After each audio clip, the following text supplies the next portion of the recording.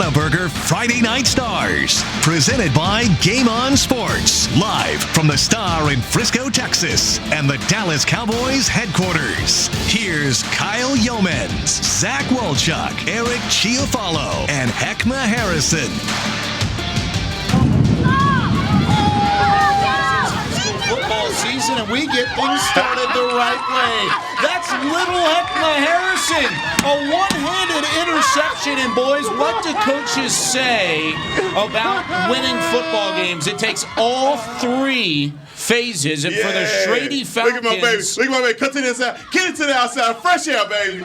Fresh air. I love it. He had 3 touchdowns. What a stud. One on defense and one-handed interception, pick 6. A screen pass on offense. And then you turn around and he does it on special teams. How about this? An 80-yard touchdown return on the kickoff. Truly all 3 phases. That's a man Someone amongst boys. check his birth certificate. Goodness gracious. They're going to need a bigger mailbox at the Harrison household because the mail is coming in. And how about that to start off week 7? You guys are too much. Thank God Mama's so talented, boys. Goodness gracious. Got it all from her mom. His mom. There's no way that this one over here taught him anything. No way. No doubt about it. No. The genes are strong. Goodness gracious. What a stud. 3 touchdowns for little Hek'ma Harrison. We've got the big Hek'ma Harrison in studio. You guys really know how to open up a show. And I didn't know anything about that. No, we kept that from Am I blushing? Yeah, you are. You are. Still not as happy as when we saw Highland Park go down to Lone Star. I'm just happy. No. That right there takes away. That doesn't even matter. That was number 1? Little Heck, man, that was an awesome performance, son. You did that. No doubt. Welcome to Whataburger Friday Night Stars, Week 7 of the Texas high school football season. So glad that everybody is along for the ride. Kyle Youmans, Zach Wolchuk, the Hek'ma Harrison, and Eric Chiofalo along with you. And guys, it's getting to crunch time. District play not only heating up, but you're starting to see some of the standings and some of the overall looks of these districts start to kind of fall into place. Lots of rivalry games on tap tonight, and then overall just kind of another solid week of football in the DFW area, and plenty of games that we're going to have to go through. No doubt, and I think the rivalry games are key. When you get into district play, you know that these are teams, they play each other every year, depending on the realignment, of course, every 2 years, then it might reset. But certain schools are locked into districts against each other. So, like tonight, we have Plano East and Allen. That's a long-standing rivalry between those 2 schools. You've got I-30 with Rockwall and Rockwall Heath. And then I think we got a really fun matchup in the District of Doom with Mansfield Summit, who's trying to really get their first statement win of the year, taking on a program in Cedar Hill. Long, tradition-rich history there for the Longhorns. So there's a lot going on here on this Friday night, and some stuff that happened last night that we'll get to as well. So big time here, right in the middle of the year, as you move forward to making a playoff push in district play. This is a fun time of year. No doubt about it. It's the season is starting to change. You can feel fall in the air, and it's a beautiful night for football tonight. But you got to expect that the elements are going to start. They're going to start playing a factor in these games coming up, man. And that's a great point. This is really the first week that we've had any kind of taste of the quote-unquote football weather. I mean, it's been hot all the way through weeks 1 through 6, and now brutally it's week hot. 7. All of a sudden, I mean, I woke up this morning and I was like, oh, we got a little chill in the air. It's about 45 degrees outside. A little wind, a little rain this morning. I was like, are we going to get some serious elements tonight? And then it cleared up in most areas. I don't know if we have too much weather game action tonight, but I know last night we certainly did. We saw Mallory Hartley in her vehicle giving some reports because the pour down last night wherever she was at. So it's a great time. It's a great time for football, and it kicks in time just in time for rivalry week. And there's big games all over the place, so it's going to be a good night. Yeah, I know for me, as a defensive player, you always loved it when that heat kind of dissipated and you had those cooler temperatures. We don't have to deal with the rain, just the dip. It went from, 95 yesterday to 52. It's ridiculous. So welcome to winter in Texas, right? It happens just like that. But I was looking at the schedule. I can't even believe that we're 5 games into the season already. This thing is really flying. And at this point, teams are who they are, all right? You're starting to see those really good teams take the next step. We talked about that, and just some of the dominating performances that we're seeing. And so even in these rivalry games, it's not going to make much of a difference because the proof is imminently in the pudding for a lot of these teams. And you see the bad teams that are turning the ball over, suffering self-inflicted wounds. They are who they are. But then you see the good teams take the next step towards that dominance that they're going to have in the districts. And there's a lot of crucial district matchups coming up tonight, and of course we're going to go through all of the ones that definitely need to be talked about. We've got reporters around the area. Van Malone's out at Colleyville Heritage and Denton Ryan, or actually that's William Broderick rather at Colleyville Heritage and Denton Ryan.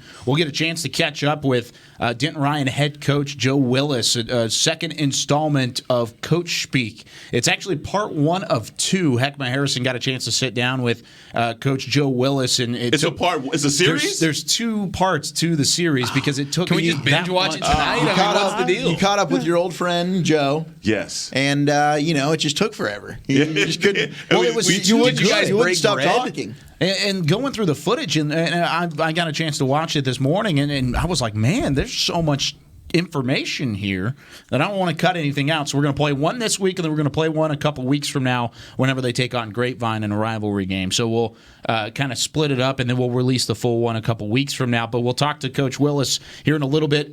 Joshua Price is at Hebron and Flower Mound Marcus, a crucial 6A matchup between two squads that are 2-0 in that district. Arlington Bowie tonight. Mansfield Summit at Cedar Hill in the District of Doom. Then you've got Louisville and Coppell.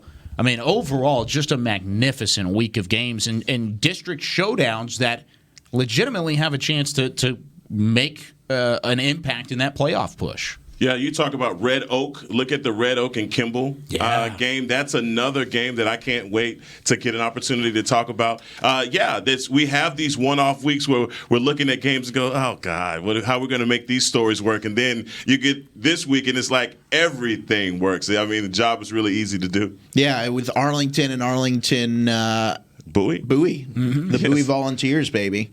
Yeah. That's a big game there. For Bowie, we've talked a lot about Arlington this year. That should be a high-scoring, fun affair. Bishop Dunn and Parrish, those defenses. I think Parrish's defense has been one of the more underrated stories this year because we focus a lot about. No one talks about No one. We focus a lot about Preston Stone and the quarterback play. We expect them to have an awesome offense, but their defense has been as good as anybody at the TAPS level. Right. So there's a lot of interesting storylines tonight. And when we talked about the weather changing a little bit. Maybe it is October. Maybe you have a chance at some upsets at this point in the year. Maybe tonight could be one of those nights where South Lake Carroll's taking on a Byron Nelson. Maybe Plano West gets their first win of the season against a McKinney Boyd. You never know. So, wait a minute. Maybe there's some fun. 3 seasons? Wait a minute. And 31 games. Very nice.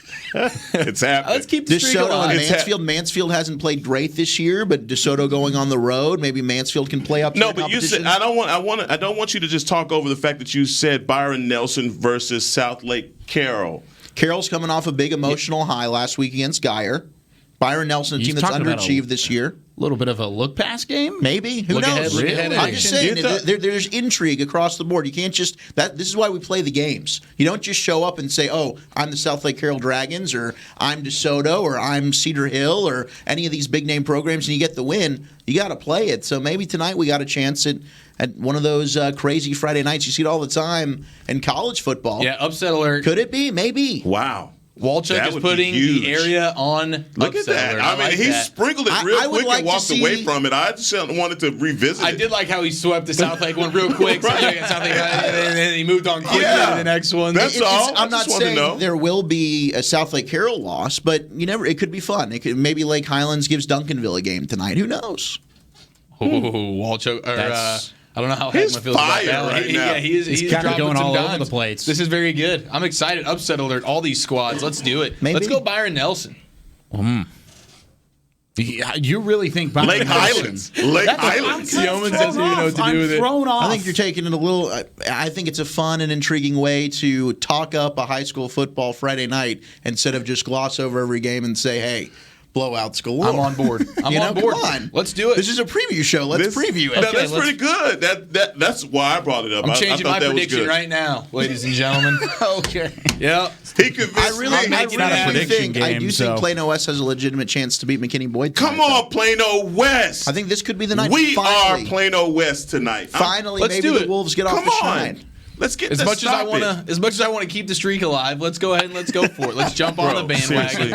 And we are West tonight. Oh, can they get it done against McKinney Boyd in the Broncos? Let's look back to last night, starting with Lovejoy and Frisco Reedy. What a game. This was a good football game, really from the get-go. Frisco Reedy comes in, of course, 13-1 a year ago. You make the long trip into the playoffs, and then Lovejoy kind of stumbling, trying to find their footing a little bit. Well, they found it last week, and they found it again last night. 20-19, the final score, almost 312 total yards for the Lovejoy Leopards, and they are able to outlast Frisco Reedy squad. This was really back and forth the entire game. Yeah, it was a really good defensive game, and it came all the way down to an R.W. Rucker, Wolchuk's boy, 7-yard touchdown pass with 10 seconds left remaining in the game to Reed Westervelt in order to get Lovejoy the victory. This is a Lovejoy offense that we've seen put up a lot of points week in, week out, so a lot of credit to that Frisco Reedy defense. They hung in there all game long. They had the lead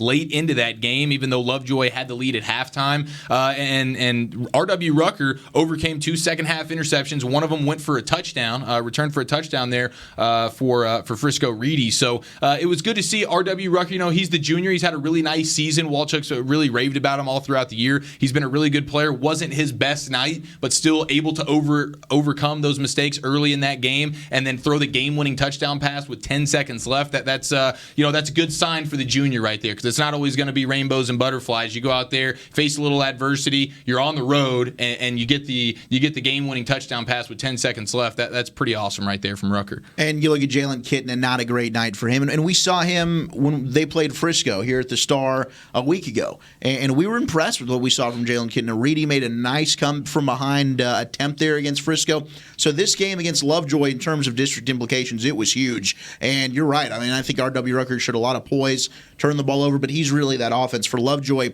they're somewhat limited in their offensive approach. It really all goes through R.W. Rucker. He is their leading rusher along with their passers. So if the Lovejoy Leopards want to make a run, it'll really be as far as R.W. Rucker can take them. But their defense is also really playing much better as of late. Yeah, I credit Reedy. Even in a loss, I mean, one point they made it unbearable for Rucker last night. But Lovejoy, they pull off a big victory, man. This is shout out to them. And now Lovejoy looking at a 3-2 record overall and starting to kind of find some footing in District 7, 5A, Division 2. Of course, lots of Frisco schools involved in that one. Let's go to Denton Guyer and Keller Timber Creek. And this is a little bit of an odd football game. Denton Guyer immediately gets up in this one and just takes control early. Here's the thing. This was called at halftime. So 30-0 with all of the yardage, all of the negative yardage on the side of Keller Timber Creek, all happening within the first 2 quarters. Mallory Hartley, like we talked about a little bit earlier, was at this football game, and she basically was like, yeah, there's no way they're going to finish this game with the rain that was pouring down last night. But Denton Guyer didn't need a full 4 quarters to make an impact. No, and I think that this was a situation where I was curious how Guyer would respond following a loss to South Lake Carroll, because they dropped a game in the regular season last year after that close Carroll competition as well. So they came out, completely put that one back behind them, and Eli Stowers was dealing with a shoulder injury, didn't practice all week. So this was his first real contact, and he had an awesome first half, 7 of 11, 179 yards, 3 touchdowns. They had that hour delay, and Timber Creek pretty much said, you know what, I think that we know how the outcome of this one's going to go. Yep. We can go ahead and just we can move on. And so Guyer now 5-1. They improved to 2-1 in district. 359 yards of offense just in that first half alone. Really impressive for Guyer. A game that they should win, but you never know. You know, off a tough district loss, one that you got really emotionally high for against Carroll, how would you respond? A short week, Thursday night game, and they answered the bell against Timber Creek last night. Yeah, they should have. I mean, they brushed the dirt off their shoulders and went back to work. They had nothing to be ashamed about in that loss last week to Southlake. You look at Kedrick Cobb and what he was able to do last night. He's getting back to form. You saw last week, again, they took a lot in that running game because Southlake Carroll seemingly shut that down. This week, getting it back rolling, and Keller, them having the sense of mind to say, you know what? Let's go on and I appreciate that because there's some schools that'll say, we're going to wait it out, and if we need to reschedule, we'll come back and reschedule. Well, it was like a teacher work day for Timber Creek today, so the kids had the day off. So it's like, let's get to the weekend early, boys. I respect that. Yeah, I mean, overall, Denton Geyer kind of rebounding the way that they need to after that loss to Southlake, and then taking care of business like they did yesterday. Now, here's the thing. They're talking about the delay for Denton Geyer, then turning around, and then you've got a delay in another game. You're playing a Wildcats, Zach. Started last night trying to find some footing and have a good game against Plano East, against McKinney, going back and forth in that gorgeous stadium. Well, that gets postponed until today. And the Plano Wildcats took care of business in that one. Plano comes out with a big-time win, 56-49, killing the comeback. What are you guys laughing about? We're only laughing because Chris Beam just came in here and let us know that it was the longest game in Plano history. He's dropping some knowledge bombs. It took 2 days to finish there.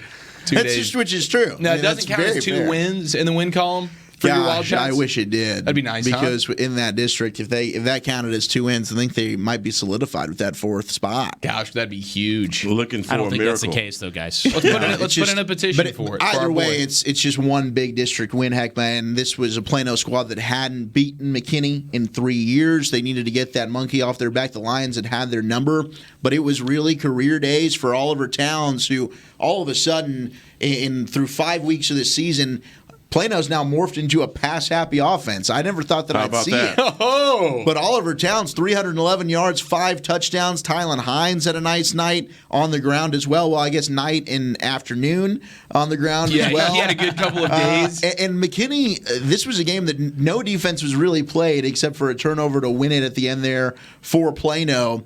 But Samson Nazarko answering the call. O.J. Reed, 169 yards, 3 touchdowns on the ground. Chuck, you just took my game. Yeah, I'm sorry. Greatest show on turf, Plano Wildcats. Back-to-back days. That's impressive stuff right there.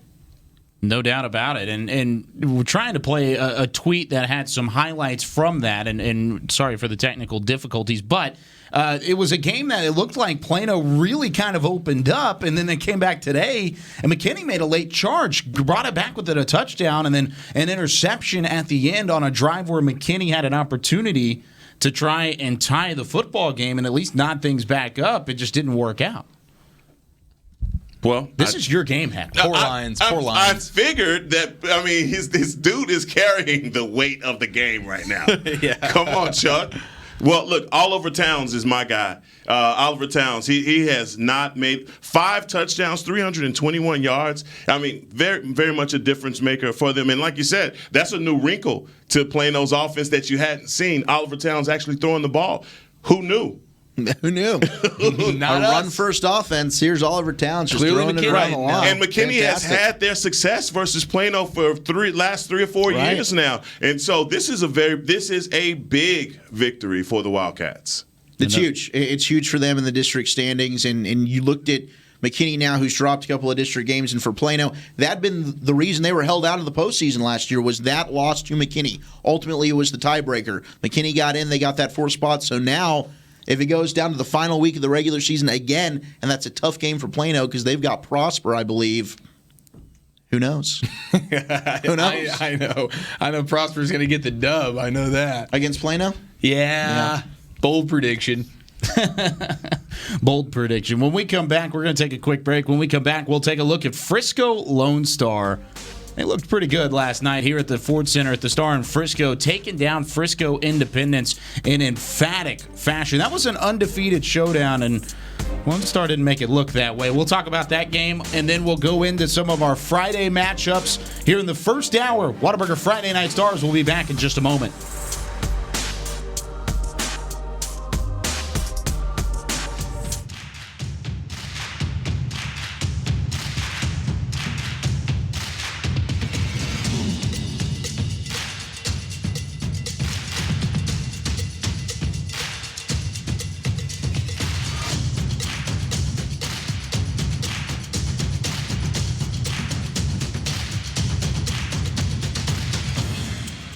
Gear up for back to sport at Academy Sports and Outdoors.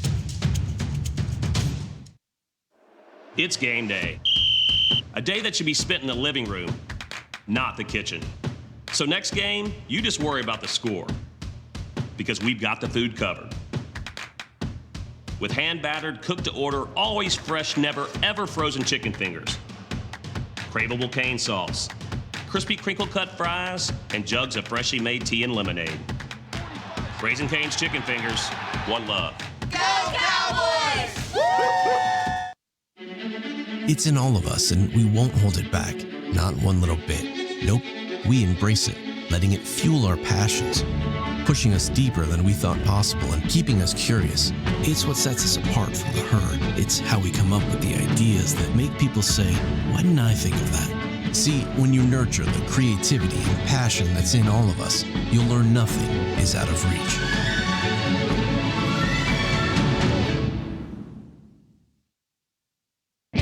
Get excited, Whataburger fans. Our one-of-a-kind mushroom Swiss burger is back. And now it's an all-time favorite. If you love mushrooms, you're going to love this burger. The double cheese, the mushrooms was absolutely amazing. It's a really good balance between the mushrooms and the Swiss. And that au jus sauce on top. The creamy au jus sauce. It really complements the mushrooms. Everything just works perfectly together. It's just perfect. Every bite's perfect.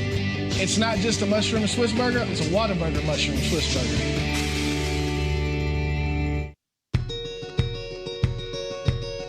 Hey, I'm Jack. We started SeatGeek because we want fans to have a better, more transparent ticket buying experience. With SeatGeek, you can see the best deals and buy tickets, all with a price match guarantee. The only thing we can't guarantee is that your team will win. So use the code TICKETS20 at checkout for $20 off your first order.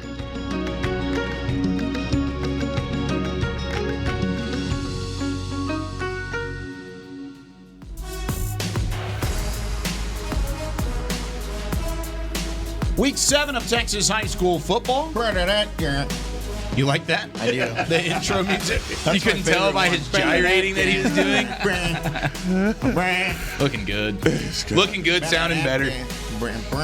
You're in that corner, so you can kind of hide a little bit more than you used to be able to. I like hiding. He's feeling a lot more free over there. He's got the shoulder action going. It's his go-to move. Let's go. I'm not going to say it's all he's got. That's all I got. But it's all he's got. It's like where he raises his arms a little bit. And kind of It's literally like shoulders, like neck up. Yeah, neck up. And neck then up. there's nothing else. Kyle, when he hits you with the shoulders, he hits you with the shoulders. Oh, it's over. It's over if that's the case. Talk about hitting. Frisco Lone Star did plenty of that. Oh, that was a nice transition. That was, dude. You're ruining the transition by talking about the transition. No, we got to acknowledge. I'm sorry. Give me some here. sorry. Goodness gracious, true pro. But they did. They did a lot of hitting last night, and they took care of a previously undefeated Frisco Independence squad. Now, with that being said, the Frisco Independence had to vacate a loss today due to an ineligible player. That win that they had over Frisco Heritage a couple weeks ago, but with that being said, still a team that going into last night was 5-0, had put up more yards in the first 5 weeks of the season than any other team in the entire DFW area. Well, Independence was shut down last night. Braylon Braxton really didn't get a whole lot going. You see a couple completions there to some of the guys out of the backfield, but that was really it for the Knights. And then offensively for Lone Star, oh man, Jaden Nixon had quite the night. 3 touchdowns, 1 catching the football, 2 running it, and then you turn around and the defense was just stifling all game long. Over 580 yards of total offense for Frisco. They put up 63 points on a Frisco Independence defense that had been averaging just 11 points per game against through the first 5 weeks of the year.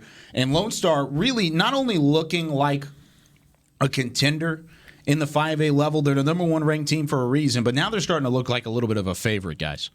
Yeah, they were unreal last night. Goodness gracious, both sides of the ball. And Independence came out. Their whole goal was to stop Marvin Mims, the Stanford commit at the receiver position, and he's been Mr. Everything for Lone Star. And Lone Star showed that they can divvy out the workload a little bit on the ground with a couple of these guys, Bogdan and Nixon. They were incredible, both over 60 yards, both having 2 scores on the day. And Marvin Mims, who was doubled all night long, still comes away with 138 yards and 2 touchdowns. The dude's an absolute beast. Garrett ran hell, was just, he was firing on all cylinders, and he didn't have to do too much where Independence didn't put too much pressure on him. He was very comfortable in the pocket early on in that game, easy throws to Bogdan, and it was just, I think Independence was trying to stop the big play all game long, and they did a relatively good job of that, but Lone Star showed that they can grind out drives. They can take a 75-yard, 7-minute drive and just dink and dunk it down the field. Here's Bogdan, here's Nixon, and next thing you know, we're scoring points. They scored on every single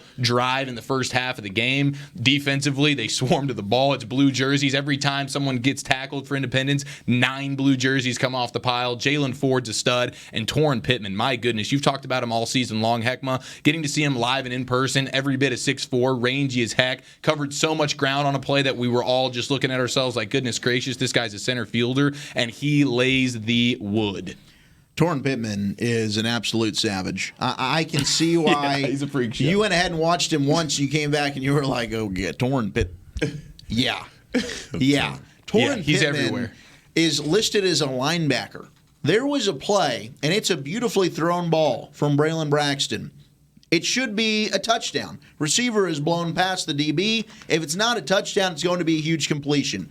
Torrin Pittman, and I feel like he flew in the air like Superman about 10 yards, full wingspan, just comes out of nowhere and completely breaks up the play. Like he's Earl Thomas at the free safety spot. Except he's 6'4". Just a freak of nature. But Garrett Rangel, I think that the difference between this Lone Star team, and Kyle and I talked about this last night, was last year a lot of it was Marvin Mims. We talked about Marvin Mims on the show a lot, but it was, okay, if a team finds a way to take Marvin Mims away, Lone Star's in some trouble. Well, for the first half, Independence keyed on Marvin Mims, and they said, look, 18's not going to beat us.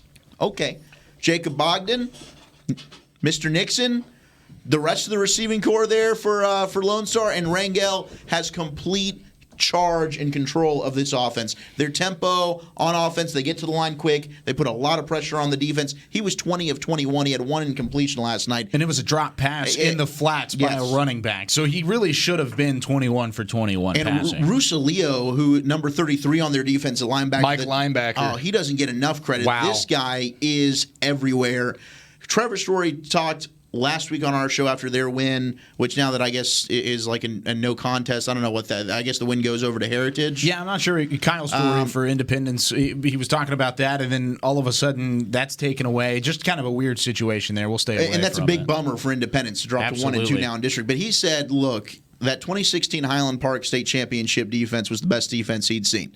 And Hek'ma, I'm not sure if you got to see that 2016 team. I saw him beat Denton Ryan, and they were awesome. Turner Cox, who is now starting for SMU, was a trench warfare leader, captain, bowling ball inside that defensive line. The dude was incredible.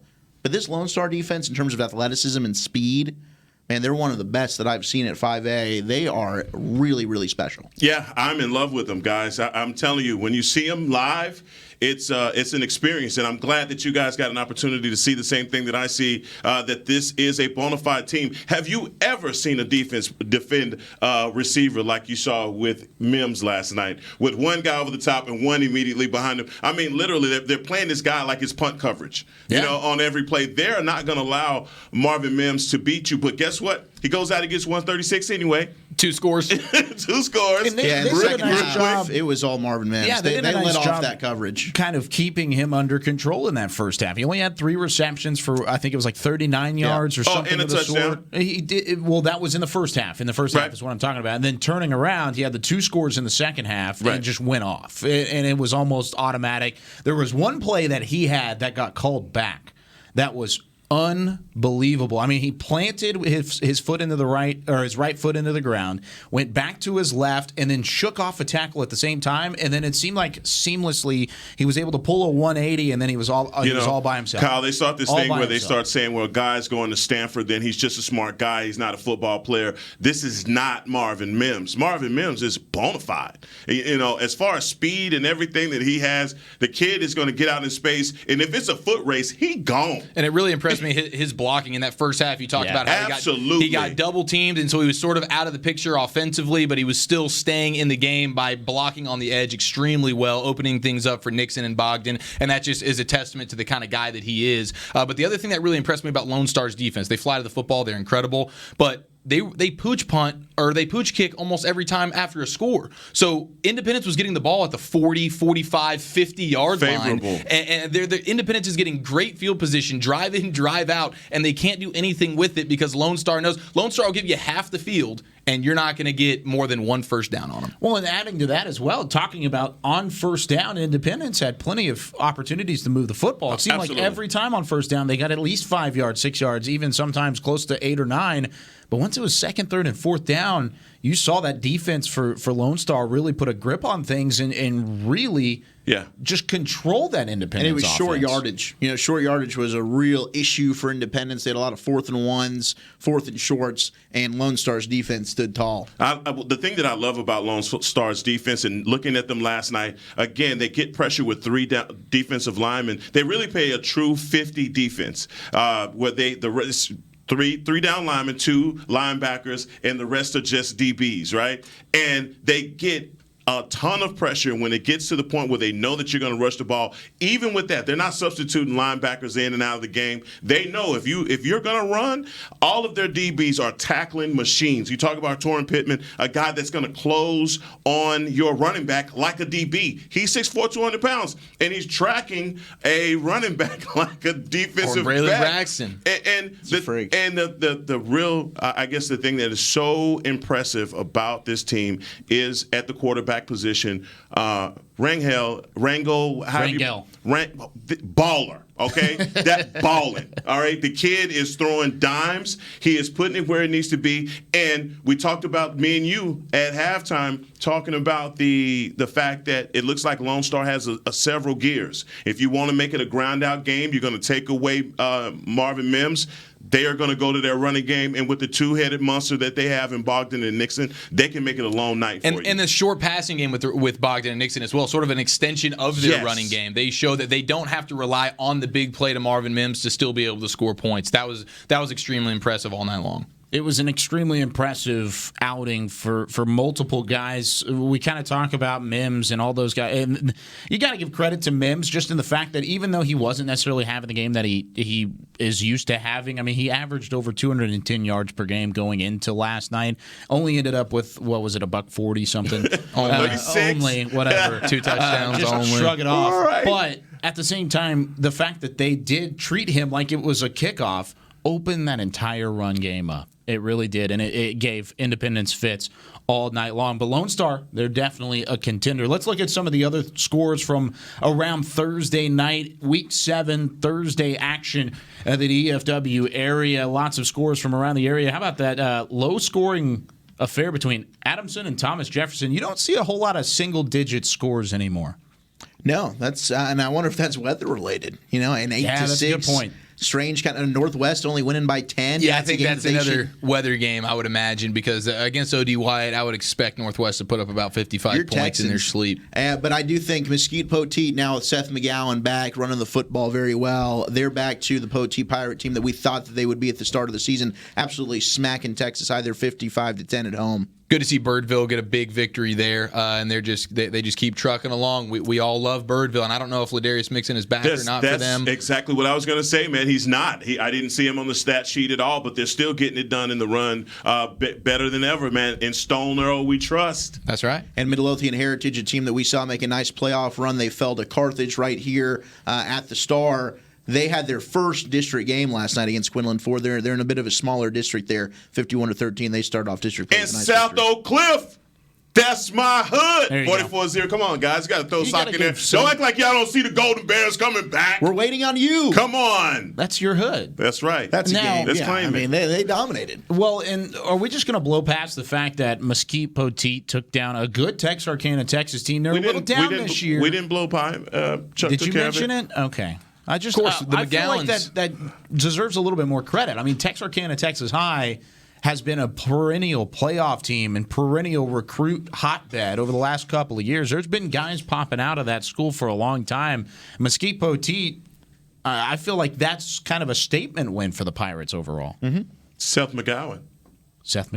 Yeah. He's back and better. Are they 2-0 now since he's returned? Oh, yeah. Yeah, so he's a stud. They're rolling now. They've run for about 1,000 yards. Yeah, maybe that much of a game changer. Let's look at some of the Friday games, starting with your favorite, Zach Wolchuk. I know I just kind of slighted you a little bit. Wow, but Allen, which game just a slap. Plano This East. is the my Colony? favorite.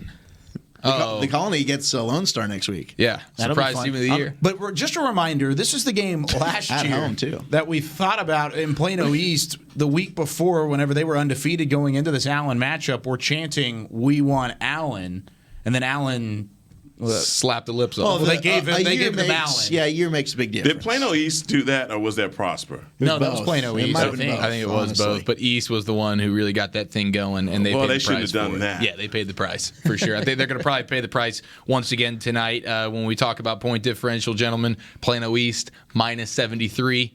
Been outscored by 73 points through 5 games. They're 1-4. They just got smashed by Prosper 42-0. And now, I mean, think about that. Schedule makers. Hey, we're going to give you Prosper, and then we'll follow it up with Allen back-to-back weeks. Nothing to sniff at there if you're Plano East. They only average 12.5 points per game. Not ideal. And they've thrown the ball for a total of 472 yards in 5 games. This is not the offense that is going to test the young secondary of Allen that we've talked about all season long. This is probably going to be, Allen 5-0, plus 98 in the point differential. Raylan Sharp doing his thing. He missed a game or two, but he still got over 1,000 yards through the air and almost 200 yards on the ground. Keldon Manning and Jordan Johnson, who's in, they're a nice 1-2 punch in that backfield. Allen, this is not going to be the much of a test for them tonight. I feel bad for East that they got to go back-to-back Plano and then Allen. Now, East has played Allen tough at Kimbrough Stadium, even when they've been expected to be blown out for whatever reason. That is a game that Allen's had some trouble with, but they just can't throw the football. And that's the weakness of Allen is their secondary. And you do have one of the better running backs in Trey Scott Jones, who they've gotten going as of late. And Dylan Hayden, 300 yards, 5 scores. They got two running backs that can run the ball, but if Allen knows that's all you can do, you're going to have trouble running the football tonight. And they're pretty one-dimensional, which is never a good thing going up against this Allen offense.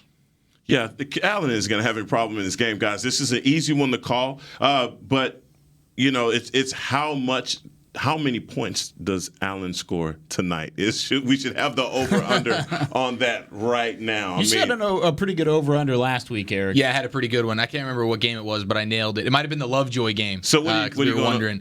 So for this one, does Plano East score tonight? Maybe. Allen's going to put up at least 40. Right, so I would put the over-under at probably 50, just because I don't think Plano East is going to score at all. If they do, it's a touchdown, maybe garbage time. So Allen's going to put up at least 40 on him. I'll put the over-under at about 50.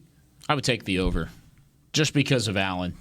Just trying to rub it in. I think Allen still salty. I feel trying to put up a 60 burger. Yeah, I think that might be why I take the over in that one. But just an offense that has struggled for Plano East, and this isn't the get right game for Plano East by any means. No. Moving on, Arlington and Arlington Bowie, probably my favorite matchup of the night, just because of the rivalry aspect of both of it. Both teams coming off of wins. You look at Arlington and the Colts, just kind of taking care of business.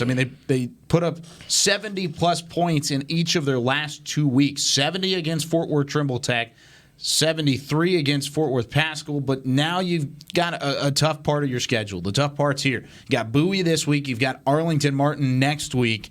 You got to take care of business against Bowie before you go rolling toward the Martin Ball Club. Can Bowie and the Vols make some noise in this football game? But and for Bowie, their only loss this year was to Rockwall, a team that we respect a lot, and they were at full strength then. They lost that one 58-33. But Drayvon Ponder, their quarterback, is what will give them a chance in this football game. He's a special player when you look at what he's been able to do through the air, but on the ground as well. They've got a really good rushing attack with him, Marcellus Sims, and Deontay Prevost. All three of those guys can cause a lot of problems for that Arlington defense. We know offensively, Arlington's going to put up a lot of points. They've got a plus 176 point differential. Eric, talk about it. I made sure I threw that one in there. But then again, they've played a relatively softer schedule as well. So Chris Sims, But what else do I got to say? Chris Sims? You don't have to say anything else. We bought in. Plenty. We've bought in. And he's got quite a good receiving core, which is impressive because when you move Chris Sims, who was a slot receiver last year, you put him at quarterback. Well, they didn't skip a beat with Charles Brown, Rodney Lucky, and then, of course, with their tandem at running back, B.J. Rogers and Zender Benson. Both those guys are averaging over 9 yards a carry. So these are two teams that can run the football very well. For Arlington Bowie, can they find a way for Ponder to push the football down the field a little bit more to open things up for them? They've only given up a combined 20 points in the last 2 games. So Bowie's defense is playing pretty darn well coming into this one. But without a doubt, the best offense that they'll face will be the Arlington Colts tonight. Yeah, well, the Colts have a pretty good defense as well. Only allowing 18 points a game. So there's been a method to the madness for Coach Peach, and I think that we are all on board with the quarterback change. We talk about how Jahari Rogers moving to cornerback. We were all shocked, and then who knew? This kid, Chris Sims, is the real Wolchuk deal. Now, Wolchuk beat us over the head with it, right? Yeah, he still does. Didn't know. He still does. He didn't know. He just happened to be right that time, right? Kidding me? It was a coin flip. Watching Chris Sims since he was a little tyke, Friday Night Tykes. Yeah, for sure. It's like out there with Hek'ma Harrison, little Hek'ma out there. Where do you think I spend my Monday and Tuesday nights? Looking at the future guys. Scouting, I like that. I mean, Coach. I will say this to your point about Arlington's defense, though. The best offense they played was Mesquite Horn. They gave up 35 points. The other teams they've shut down are Eric's favorites, the Fort Worth Trimble Tech. Oh, very nice. Hey, they get polytechnic action. For both of these teams defensively, they'll actually get a solid test with each other's offenses. You get to be the number one defense by scheduling a few Florida A&M Rattlers in Florida International, all right? So they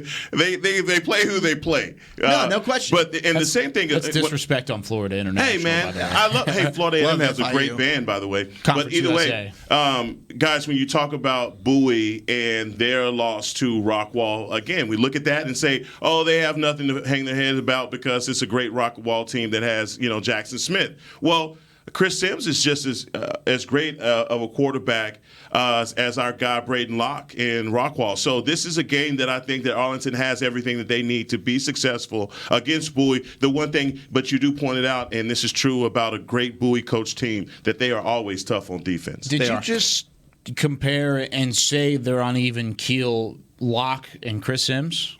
I did. It did say that? He uttered those words. Bold? Okay. Well, Chris Sims, he's got the dual threat. I mean, if you look at the numbers, it's probably pretty comparative. And Chris Sims, statistically, I mean, being able to run the football. Not that stylistically they're the same quarterback, because we know that Locke's more of a pocket guy relative to Sims, who will get out of the pocket and run on you. He brings that dynamic speed a little bit. But tonight, this is between Sims and Ponder. Which quarterback's going to step up? They've both been phenomenal this year through the air and on the ground. This is a really good quarterback matchup. I kind of wish I was there to watch it. Both teams combining for a 9-1 record through their first 10 ball games as a whole. 4-6A decided by that one. The other team that's kind of in the mix in 4-6A, Arlington Martin, they'll take on Arlington Sam Houston tonight. Bishop Dunn, Parish Episcopal down at the TAPS level. This is really kind of a marquee matchup that has gained some attention over the last couple of years. I mean, you've got Bishop Dunn, who, of course, is reigning state champion. Then you, on the other side, have Parish Episcopal, who a lot of people had as a state favorite in the TAPS level. Now, Parish Episcopal did have that loss to All Saints earlier in the year. Bishop Dunn took down All Saints a couple weeks ago. What do you guys expect out of this TAPS matchup? Because there's a lot of question marks really on both of these squads who have the talent and have had the pedigree over the last couple of years of being legitimate state title contenders. Yeah, the TAPS district is so hard to judge, especially when you look at teams like Bishop Lynch that have made pushes in the last year to a state championship versus Dunn. Parish should, to me, they're the early favorite. I think Preston Stone and what he's doing at quarterback makes him a favorite to lead Parish. Evan Green, my cousin, I have to mention, my cousin Evan Green is leads a big them in part. Receiving. Yes, leads them in receiving. He's a big part of the success that they're having this year. He knows, and I talked to him today about this game and about how that Dunn has a really good defense with Orgy at free safety, and they are going to be coming after Parish because Parish has some protection problems with keeping Stone clean. But you also lead the show, Zach, talking about the fact that Parrish has a pretty good defense as well, and a lot of people aren't talking about that. And so when I look at this matchup, I say that Episcopal is already beaten Dion's team, Trinity. Excuse me. Cedar Hill. All I see is Dion when I think of them. But they've already answered the bell on that one on ESPN. And so I think that was the toughest opponent that they had to face until this point, and this should be an easy game for them. An easy game. I mean, they did drop a game to All Saints, a game that I don't think a lot of people thought that they would lose. All Saints knocked them off. And Dunn does have, like you said, I mean, they got two really good linebackers, Brennan Scott and Josh Emanuel. And Dunn, I mean, last year on their way to a state championship, they did go ahead. These were one of those games where a lot of people would kind of overlook them, but their defense would come up and make plays.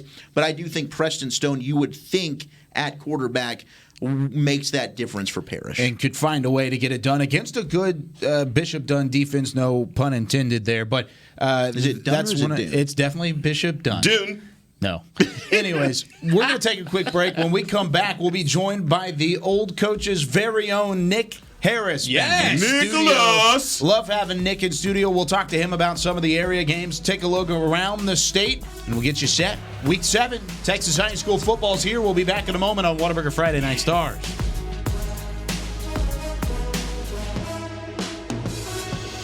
Hi there, this is Dak Prescott. When it comes time to shop for my tailgate favorites, I go to my stores, Albertsons and Tom Thumb, where they offer fresh organics and large assortments of local produce and sell only USDA choice meats. Get 10% off of your groceries every Dallas Cowboy game day when you wear your Cowboy jerseys.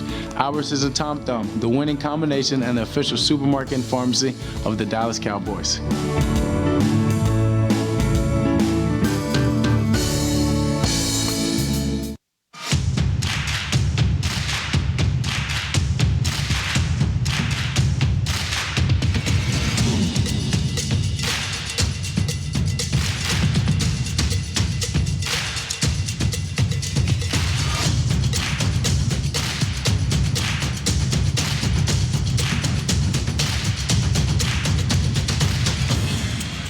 Gear up for back to sport at Academy Sports and Outdoors.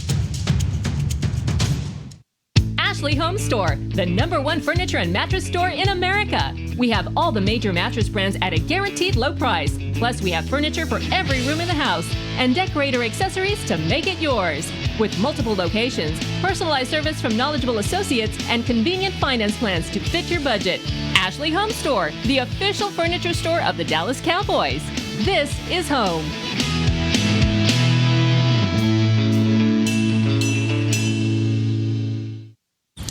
I mean, if you haven't thought about switching to Geico, frankly, you're missing out.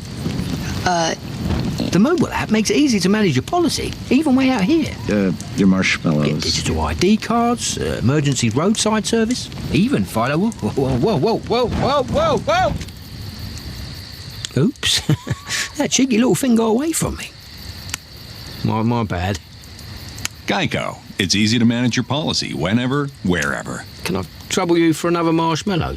Get excited, Whataburger fans. Our one-of-a-kind mushroom Swiss burger is back. And now it's an all-time favorite. If you love mushrooms, you're going to love this burger. The double cheese, the mushrooms was absolutely amazing. It's a really good balance between the mushrooms and the Swiss, and that au jus sauce on top. The creamy au jus sauce. It really complements the mushrooms. Everything just works perfectly together. It's just perfect. Every bite's perfect. It's not just a mushroom Swiss burger, it's a Whataburger mushroom Swiss burger. Oh, you dirty dog. Back here on Whataburger Friday Night Stars as we're having plenty of conversation about Texas OU during the break. Apologies. And Eric is getting a little worked up, no doubt about it. It was Wolchuk that I was calling a dirty dog, by the way. Not you, Kyle. Thanks. Appreciate it. We're joined by the very... Handsome? What was sexy? I mean, where are we going with here? All the above? Oh my God! Talented, knowledgeable. Hey Nick, they will make it awkward quick in this room. I just want to tell you that right now. He loves it. All right. So speaking of Texas and OU, and this might not have been the order of operations we wanted to hit. By no means. But I'm gonna, go ahead and because this kind of segued itself, and that's what we do here in the business. Yeah, derail our show. But rivalry games. We got a lot of rivalry games tonight in high school. Obviously, Texas OU, some would say, might be the best rivalry in college football. Except for Rockwall Heath. Oh, you said college, sorry. For you, what is your favorite rivalry game in high school? And tonight, what's sticking out to you about some of these matchups? So Rockwall and Rockwall Heath, I'm a Rockwall ISD kid, so that's obviously a big one for me. But one down in the Austin area, Westlake and Lake Travis is tonight. It's the biggest game in the Austin area all year. So that's the one I'm most excited about tonight, obviously. And there's some in El Paso and El Paso Austin, Fort Bend Travis and Fort Bend Austin. There's just rivalry games all over the state this week. Well, we don't spend a lot of time talking about Westlake and Lake Travis, and we will when we get into the postseason. But who do you think's got the edge in that one tonight? I think Westlake does. Lake Travis, they've kind of looked spotty throughout the year, and they lost to Martin in week 1. So if I had to take a pick in that one, I would definitely take Westlake. It is at Lake Travis. Lake Travis has a crazy home field advantage, even if it is Westlake only traveling from 15, 20 minutes away. So I take Westlake in a close one.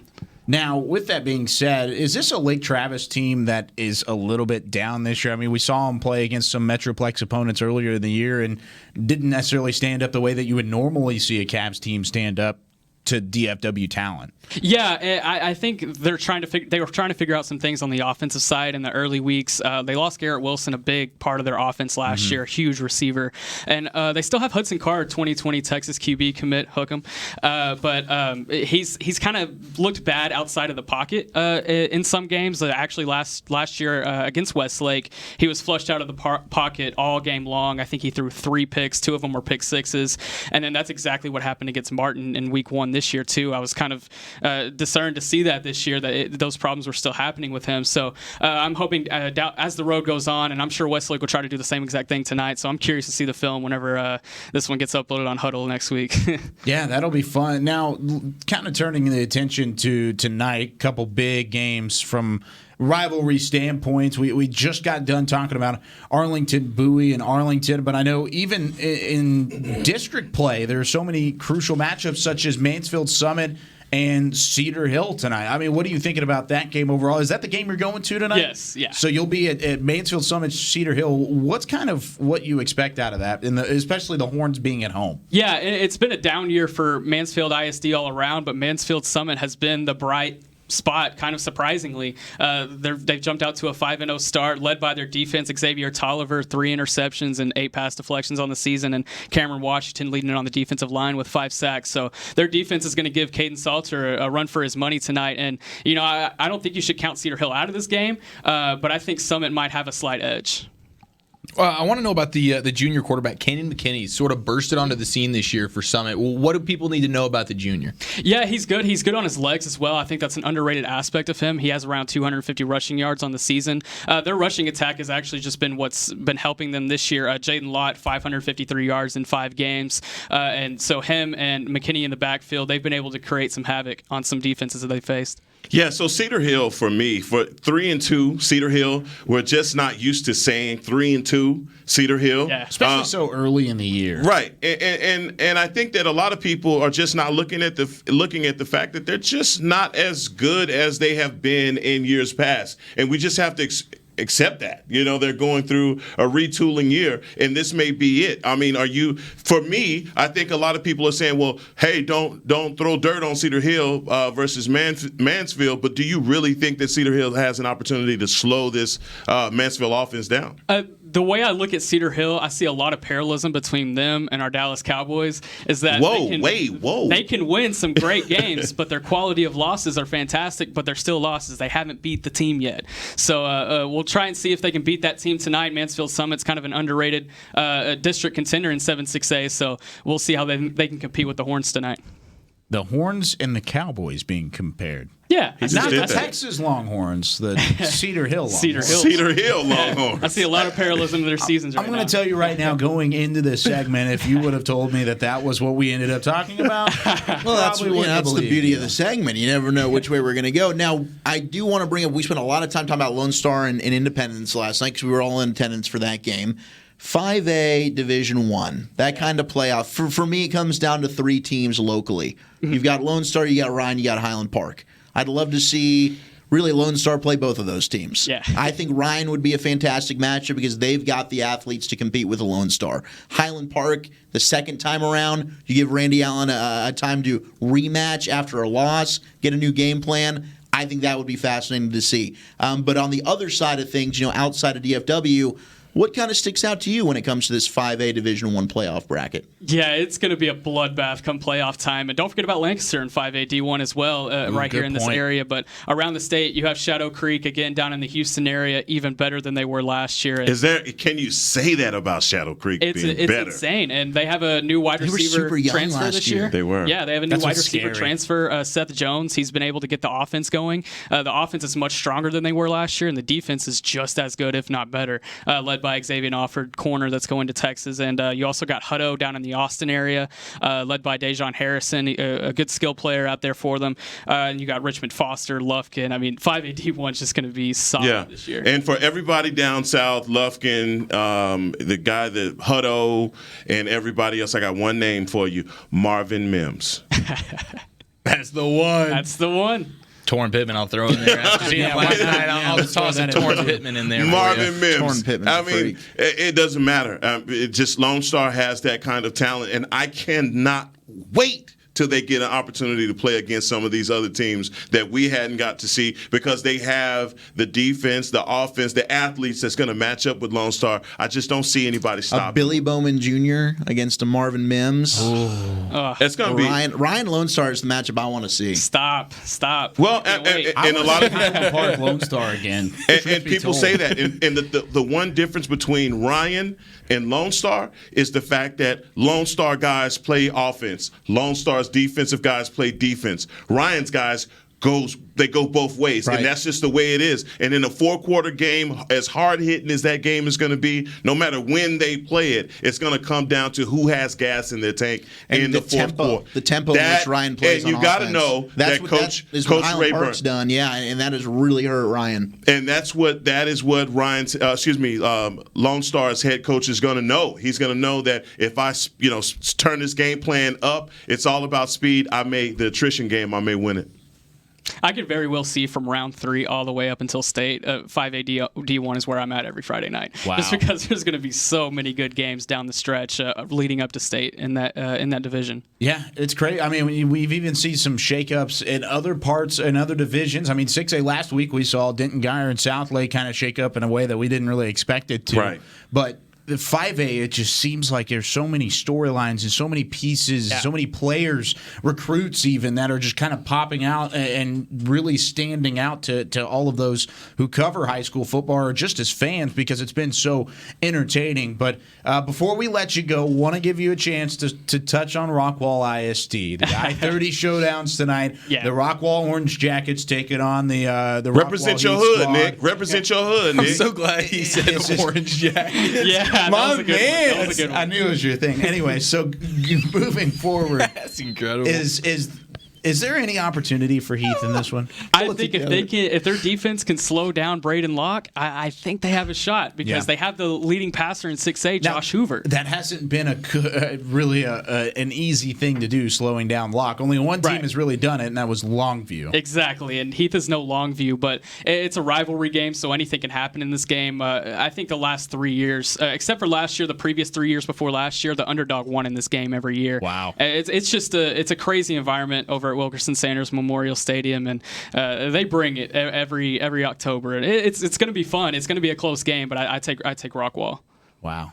So Rockwall on the do they share a stadium? Yes, they do. Okay, one so stadium. it's not technically on. Everyone's the road. at home. That's going to be a fun game though. Back and forth, it should be an intriguing one and one to kind of keep an eye on because, like you said, they might be on upset alert a little bit if they're not. Could it be? Maybe one of those. That could shake things up in that district. It is. Are you going to call it, Nick? Not as much as Southlake's on upset alert, though, boys. You're not on our pick'ems, but who you got? Or you already said Rockwall, so we'll mark that down and keep that in mind. Okay. Can we make him pick Summit and Cedar Hill really quick? I mean, can we just do that? Yeah, Why come not? on. For the people? I'm going to take Summit. I'm going to take it. I like it. On the Summit road. makes their statement win tonight. That's impressive. Nick Harris from the Holding Old it down Coach for Mansfield. joining us here on Whataburger Friday Night Stars. Can Summit take down Cedar Hill. Well, we're gonna pick them later. Yeah, you're exactly right. Should be a fun week here.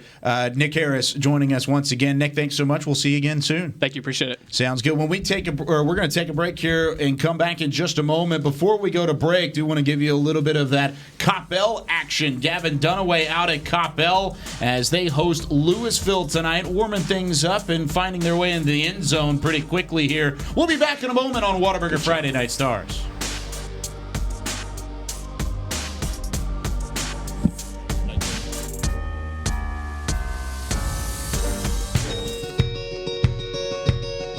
Hey, I'm Jack. We started SeatGeek because we want fans to have a better, more transparent ticket buying experience. With SeatGeek, you can see the best deals and buy tickets, all with a price match guarantee.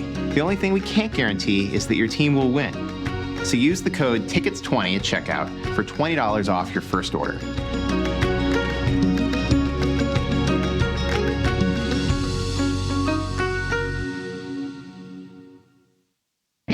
Get excited, Whataburger fans. Our one-of-a-kind mushroom Swiss burger is back. And now it's an all-time favorite. If you love mushrooms, you're going to love this burger. The double cheese, the mushrooms was absolutely amazing. It's a really good balance between the mushrooms and the Swiss, and that au jus sauce on top. The creamy au jus sauce. It really complements the mushrooms. Everything just works perfectly together. It's just perfect. Every bite's perfect. It's not just a mushroom Swiss burger, it's a Whataburger mushroom Swiss burger. It's in all of us, and we won't hold it back. Not one little bit. Nope, we embrace it, letting it fuel our passions, pushing us deeper than we thought possible and keeping us curious. It's what sets us apart from the herd. It's how we come up with the ideas that make people say, why didn't I think of that? See, when you nurture the creativity and passion that's in all of us, you'll learn nothing is out of reach.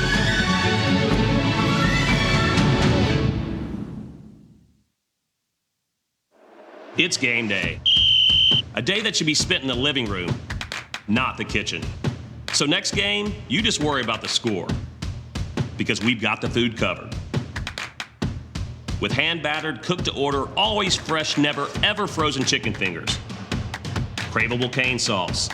Crispy crinkle-cut fries, and jugs of freshly made tea and lemonade. Raising Cane's Chicken Fingers, one love. Go Cowboys! I won it. I can't believe it. That car brought his karaoke machine.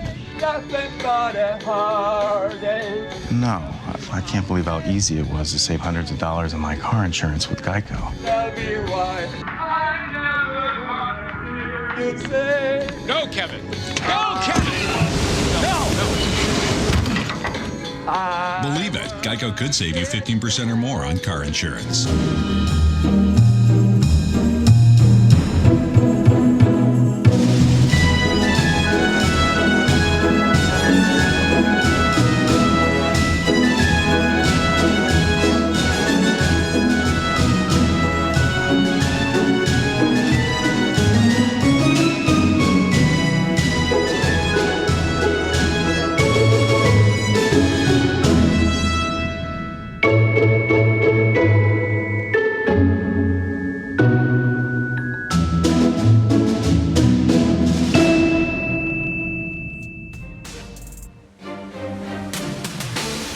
From the Star in Frisco, do want to remind you, for nearly 60 years, North Dallas Bank and Trust Company has been dedicated to helping Texans like you meet their financial goals with full-service banking centers in North Dallas, Irving, Plano, Frisco.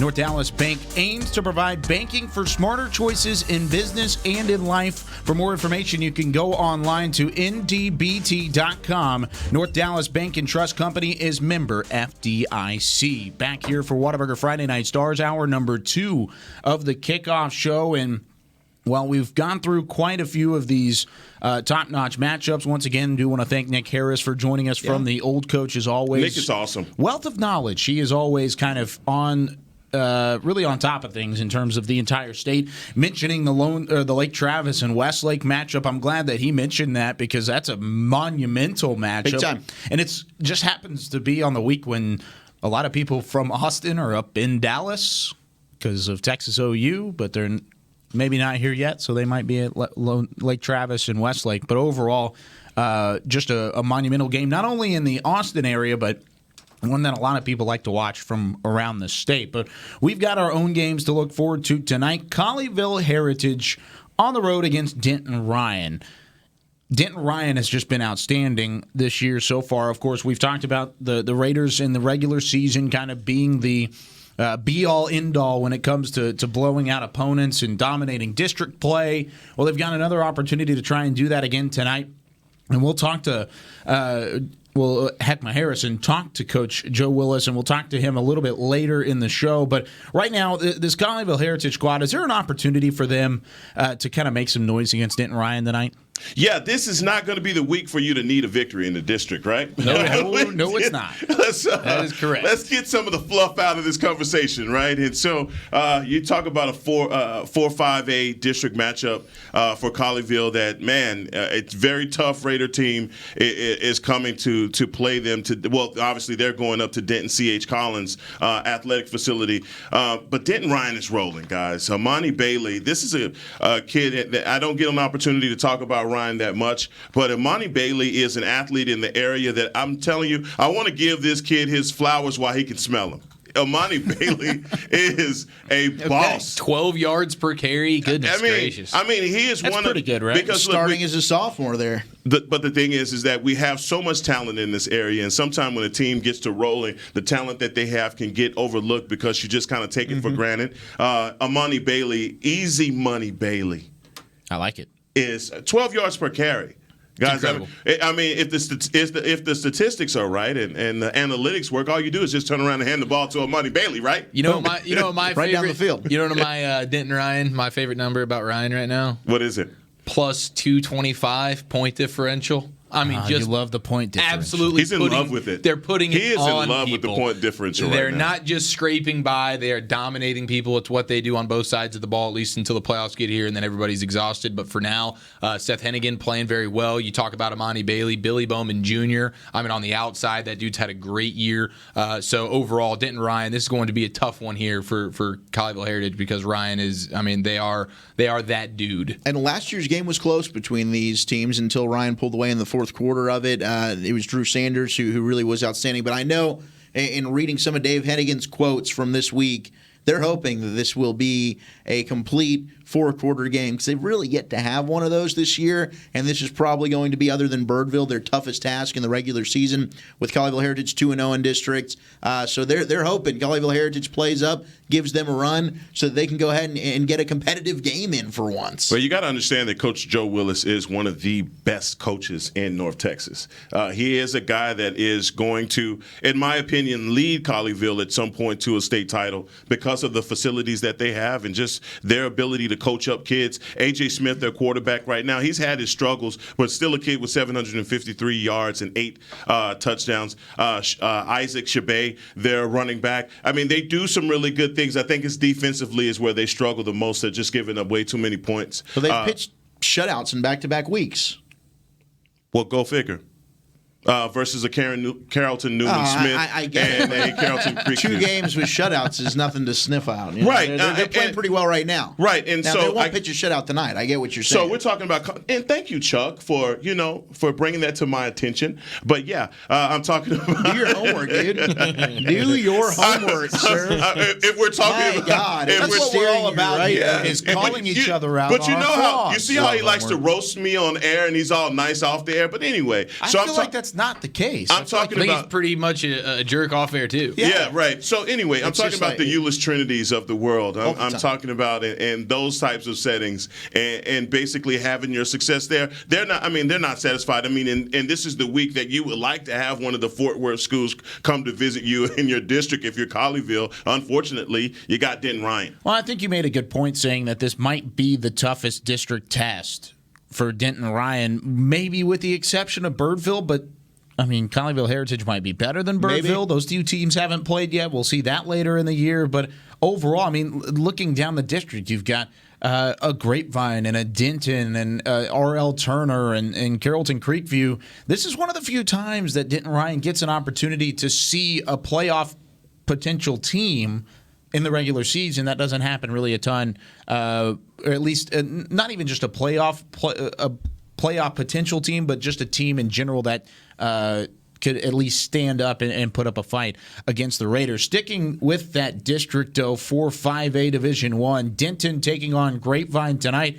Denton and the Broncos coming off a pretty impressive win last week, 70-0. That comes just a couple weeks after Frisco Independence gave Denton a 63-7 beat down. Well, Denton rebounded, and they've actually put up quite a few points. The only kicker, though, for the Broncos, they've given up quite a few on the other side as well. Yeah, last week they did pitch their first shutout in over 6 years as a program. So their defense, and it was against R.L. Turner, but they gained a lot of confidence in that football game. The issue here is Grapevine's very unpredictable. You never know what you're really going to get from their team coming in. Austin Alexander, a coach's son, a guy who can do it not only through the air but on the ground as well. But he's really been extremely inconsistent passing. 5 touchdowns, 5 interceptions. They've yet to really get their passing attack going. Caleb Tejada is probably their number one guy at running back when it comes to running the football. And he also is available to make plays out of the backfield as well. But you look at this Denton team, I think Connor Shelley is their X factor. He's their key. They're running back out of the backfield, 7.3 yards per carry. Him and Terrell Coleman form a nice little 1-2 punch, and then Davian Guajardo at quarterback. Both the quarterbacks in this game really just, you never know what you're going to get in terms of their ability to throw the football, wildly inconsistent. So I think it's really going to come down to ground and pound, which team can establish the run first, and we'll see for Denton. A win here in District 4-5A Division I would be huge. If this is a team that came into this year, they wanted to make the playoffs. They felt this was the year they could come back and get back into it under their new coach, Miller. And this would go a long way into moving themselves into a legitimate opportunity to make the playoffs from this district. But for Grapevine, they need a nice bounce-back win coming in here. This should be a close one. I think it's going to be an ugly, sloppy, gritty kind of football game between these two teams. Well, staying in this division, it is tough, and everybody from underneath Denton Ryan is fighting for position for number 2. Grapevine needs this victory, as stated, but they face a Denton squad that is giving up a bunch of yards. Tejada is the one that can bust this game wide open for Grapevine. And so I'm looking for them to be heavy on Tejada tonight. In that Denton squad, like you said, you never know what you're going to get from them. So that you're saying that they're a box of chocolates? They school? are. They're a box of chocolates. You never know what you're going to get. You never know what you're going to get. Anyways, moving on. I got to credit Chris Beam with that joke. He put that little bug in my ear a couple moments ago. Frisco Centennial, Frisco Liberty, back to Frisco ISD, 5-5A Division I. These two squads have not necessarily had the best luck this year. And why are they being featured on our show? It's because they're across the hall. They're going to be playing at the Ford Center tonight, starting at 7 o'clock. But both teams looking for their first win. Liberty looking for their first win since 2017, and that was early in 2017 as well. Could they get it tonight? Could Plano West in their losing streak, which is definitely a lot longer than Liberty's. Incredible. We could maybe see both of those happen. Yeah, if they could both win. Whose streak is longer right now? Do we know? Definitely Plano West. Yeah, without a doubt. Yeah, okay. It's a lot. All right, very good. This is not going to be the prettiest of games, I would imagine, but one team's going to come out feeling fantastic, getting the first dub of the year, and then who knows? Maybe they go on a Garland Neiman Force-like run to close out the season. Or Mesquite Horn. Yeah, or Horn like last year. 0-7. Absolutely. You go 0-7. Next thing you know, you're 3-7. You're in the playoffs, and who cares about the regular season? And it's a little bit of a tougher district. You've got the Colony, Lone Star, and Independence, but there is that one spot. Well, all of a sudden, Independence is now 1-2. That's fair. That's right. Independence, man. They keep losing games. Wow. Whoever wins this game is going to be tied with Frisco Independence in the district standings. This is a big game. Yeah, it is. Monumental, particularly for the playoff outlook. Yeah, playoff outlook all over the and I think it'll be interesting to see if Frisco Liberty can come out with a victory. Moving on to a game where they haven't had as many losses this year, just 2 losses combined between the two squads. A rivalry matchup between Hebron and Flower Mound Marcus, 6-6A. And 2 teams that can score a little bit. I mean, 42 points per game on the Marcus side, 36 for Hebron. However, 2 teams that have had a bad loss this year and had some pretty solid wins on the other side. Kind of another interesting ball game for two teams trying to find their footing. Yeah, I want to tell you, Chuck, thank you for giving me this game. Got to give you some pound on that one. I appreciate that. I got a pound. You got a pound on that one. Yeah. Both coaches have done a really great job with their squads. I mean, the Hawks are a good squad. Carson Harris, the quarterback, he is a playmaker, difference maker for those guys. He has a bunch of playmakers with Isaiah Broadway and Nick Frazier and Jalen Lott. Those are three guys literally that are going to get it done for the Hawks. But Flower Mound Marcus, man, Coach Kevin Atkinson has done a great job with this kid, Garrett Nusslemeyer. Nusslemeyer is official. I mean, you can put his certification in the safe deposit box because it's a done deal. He is that good. And we're talking about yardage for this kid. I believe he's 1,400 yards, 15 touchdowns on the season. He is balling. But, Eric, what is a quarterback's best friend? Oh, good running game. There you have it, my man. And he has a guy in Tyson Edwards who is a boss. 735 yards on the season, and he's just doing it. This is a tough game to try to call because both of these teams are well coached. They play really good defense, but I got to give the edge defensively to the Hawks. Yeah, I think this is two very evenly matched teams, and this is a game that should go down to the wire. And I love the quarterback matchup: Carson Harris and Garrett Nussmeyer. Now, look, Nussmeyer is your old traditional kind of pro style guy that's going to sling it around. Carson Harris is that dude who's also going to utilize his legs and the running ability. But you mentioned Jalen Lott's name. Jalen Lott, a player who's committed to UTSA. Isaiah Broadway's kind of taken over as the number one back, and they'll utilize Jalen Lott in a variety of different ways. I think they need to get him the football more. Last year, their go-to guy was Trajan Bridges, who's obviously at the University of Oklahoma now. I think Jalen Lott, kind of as that tweener, a wide receiver, a running back kind of player, he's special. They need to find a way in a big-time district game like this where you're against a very evenly matched opponent, try and utilize his skill set to try and make some big plays. Because Hebron's one loss this year, it came with a ton of weird special teams issues against Arlington Martin. Otherwise, they've looked really good. Like a serious contender. And I think Flower Mound Marcus, a team that's kind of been quietly undefeated this year, this is a big-time game in terms of which direction are these two schools going to go. The winner certainly has a huge edge to make a legitimate point, not only to win this district, but to make a serious run in the postseason. Yeah, I think the running game for Hebron is something that, can Marcus stop the running game? Because you talk about Broadway, you talk about Lott, but then also Carson Harris, who you mentioned, is probably more lethal on the ground than he is even through the air, and he does a nice job through the air. I think that's what this is really going to come down to, because both teams can push the ball down the field, no question, but if Hebron can dominate time of possession a little bit running that football, that's going to put Marcus in a tough position. But I do think that this is going to be probably one of the games of the night. Our post-game show is going to be on fire with this.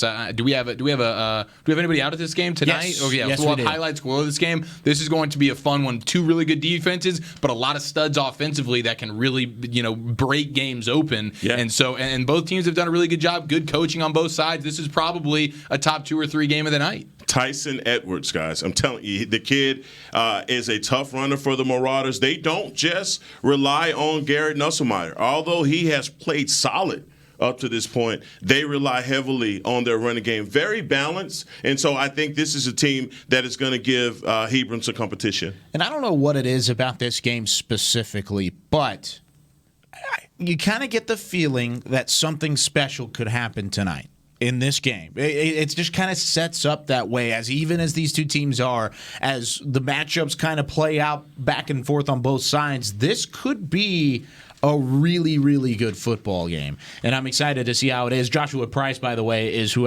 is out at Hebron and Flower Mound Marcus, so we'll get some interviews later on as well. Moving on to Keller Fossil Ridge, or we'll go Keller and Keller Northwest Eaton, couple 5-6A matchups in a row. We'll talk about Keller Fossil Ridge in just a moment, but these are two squads that don't necessarily throw the football a whole lot. Nope. The running game has definitely been there for both sides. Yeah, the running game and the defense for both of these teams are really spectacular. They're, when you look at it, they're very evenly matched teams. Keller coming in at 3-2, Eaton coming in at 4-1. What's the point differential? The point differential: Keller's plus 30, Northwest Eaton plus 56. Advantage Eaton. Eaton at home. It is their homecoming, so there's going to be a little extra juice in the building. And Eaton's only loss this year was that 19-14 loss to South Grand Prairie, where they had an unfortunate fumble that rolled out of the back of the end zone when a guy was actually about about to score. So that game really could have gone either way. But bottom line is both of these teams, they do what they do well. That's run the football. That's play good defense. And I talked to the defensive line coach for Eaton, and he feels great about his defensive line. He said it's the best defensive line he's coached in a really long time.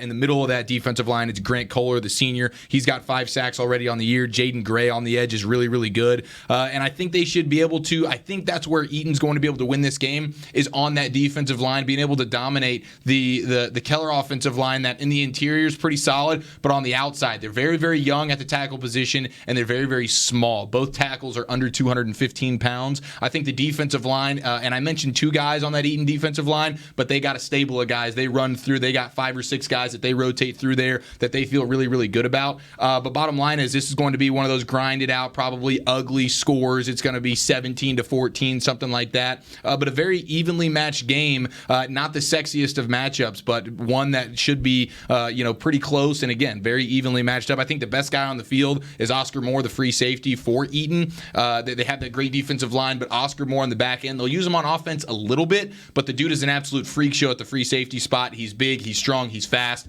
and he's going to be a big-time D1 player. Not sure where he's going to commit to. Maybe he becomes a Baylor Bear. Not totally sure yet, but the dude's the best player on the field. There you go. I like that breakdown, talking about the defensive line in a running game. And you talk about an ugly score, but that's a fun game to watch. No question. It's an underrated game today. 2 running offenses, 2 stout running backs going up against a defensive line that could shut them down. I love that kind of matchup. And if you're an old school football fan, you've got to kind of keep your eye on that. This colder weather. That's a good point. That plays into it even more. That's a good point. Who does Keller have? Who do they have in running back? Oh, Enoch and Chobo. Hey, that's Hal's boy. They got Bryce Dealey as well. Bryce Dealey had 120 yards rushing last week, so they got kind of a two-headed monster. And then we talked to Jabez Hawkins last week. I think it was Mallory Hartley. They got a chance to catch up with him after his big game. And they have a guy who's a fullback. He's a senior, Hayden Talley. This dude has thighs like you've never seen. I personally watched him squat over 600 pounds this summer. The dude's as strong as an ox. He plays that sniffer spot, that fullback spot. So he's also a guy that'll grind it out as well in the ground game. I just think this is going to be a fun matchup between 2 good rushing attacks, 2 good defenses. Keller's defense forced 2 safeties last week. Wow. So 600 yards, 600-pound squat. 600-pound squat for Hayden Talley. He's absolutely a bowling ball at the fullback I would be position. at Methodist Hospital if yes believe that. No question. I'm with you. Yes, all of us would be, I think. I would be able to walk for a week. No doubt about it. Now, sticking with District 5 6A, Keller Fossil Ridge, Eric, to your point differential fun. They have not looked good in the point differential department. They are down 56 in that category. Keller Central is only down 7. So the point differential hasn't been favoring either one of these squads, but somebody's got to find something. Keller Central 4-1 on the year compared to Fossil Ridge, who has just had a rough start to the year. Yeah, everybody in Keller is going to be at this game tonight, man. Fossil Ridge, Keller Central. The Chargers, one-loss team, would be a contender in any other district. Unfortunately, they are stuck in a district with with who we know. Geyer and Guy, I mean, they got some really tough guys. And Keller and Eaton. Honestly, I think those are the 4 top teams. So no question. You never know. They're going to beat up on each other. The headliner, we all know who the headliner in that district is. And so Central, again, the tough team. They play really good defense, but they have a sophomore running back. Andrew Paul, y'all, is a baller. Okay, sophomore running back. He is a player that we're going to have to put a check mark by because he will be a player to watch. Gavin White, their quarterback, also really good. The Chargers come in again. They have been a team that has been rolling. I think the only. They only have one loss, and I'm looking for that loss. But I will tell you this. Pretty sure it's to Geyer. Thank you, sir. That is the loss that they had. Geyer, nothing to hang your head about. But again, a loss nonetheless, and you still have a game versus South Lake Arrow on the horizon. So, and those are big. I mean, tonight's a big game with Fossil Ridge, and it's one that Central cannot afford to give up. Oh, absolutely not. It's going to be a race, in my opinion. Central Keller, and Eaton, those three teams fighting for 2 spots. But Fossil Ridge is also a very tough and competitive team. And they always have a good defense. And they are competitive. Go over to their defense. Elijah Jennings, their free safety, is a baller for those guys. And so it's going to. Can you throw the ball? Can you play quarterback for him? You know what? They probably wish he could be. Trying to say they don't have a good quarterback?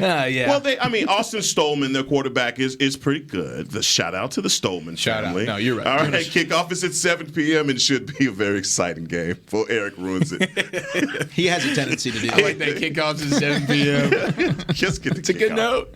Oh, moving on. Staying with 6A, Louisville taking on Coppell tonight. This is a Coppell team that's lost 2 of their last 3 games, have not been able to kind of put up a ton of points. The defense has been there, but now they go up against a Louisville squad who has had a better defense over the first 5 weeks of the year. Yeah, and Louisville this year, they can actually score, fellas. Coming in, the question was, who's going to play quarterback? Well, the junior, Talon Green, has been a baller, completing 60% of his passes, over 1,000 yards through the year, 12 touchdowns to only 1 interception, and he gets it done on the ground as well, 260 yards, 4 scores there. They got 2 stud running backs, the sophomore Damian Martinez, but Ben McAfee, who we know from last year, the senior, he was their bell cow last year. They have 2 studs now at that spot, and then they have 2 studs at the receiver spot. Armani Winfield, who was dominant last year as well, he's got over 300 yards, 2 scores, and Isaiah Stevens, he's their big play guy, over 300 yards and 8 touchdowns.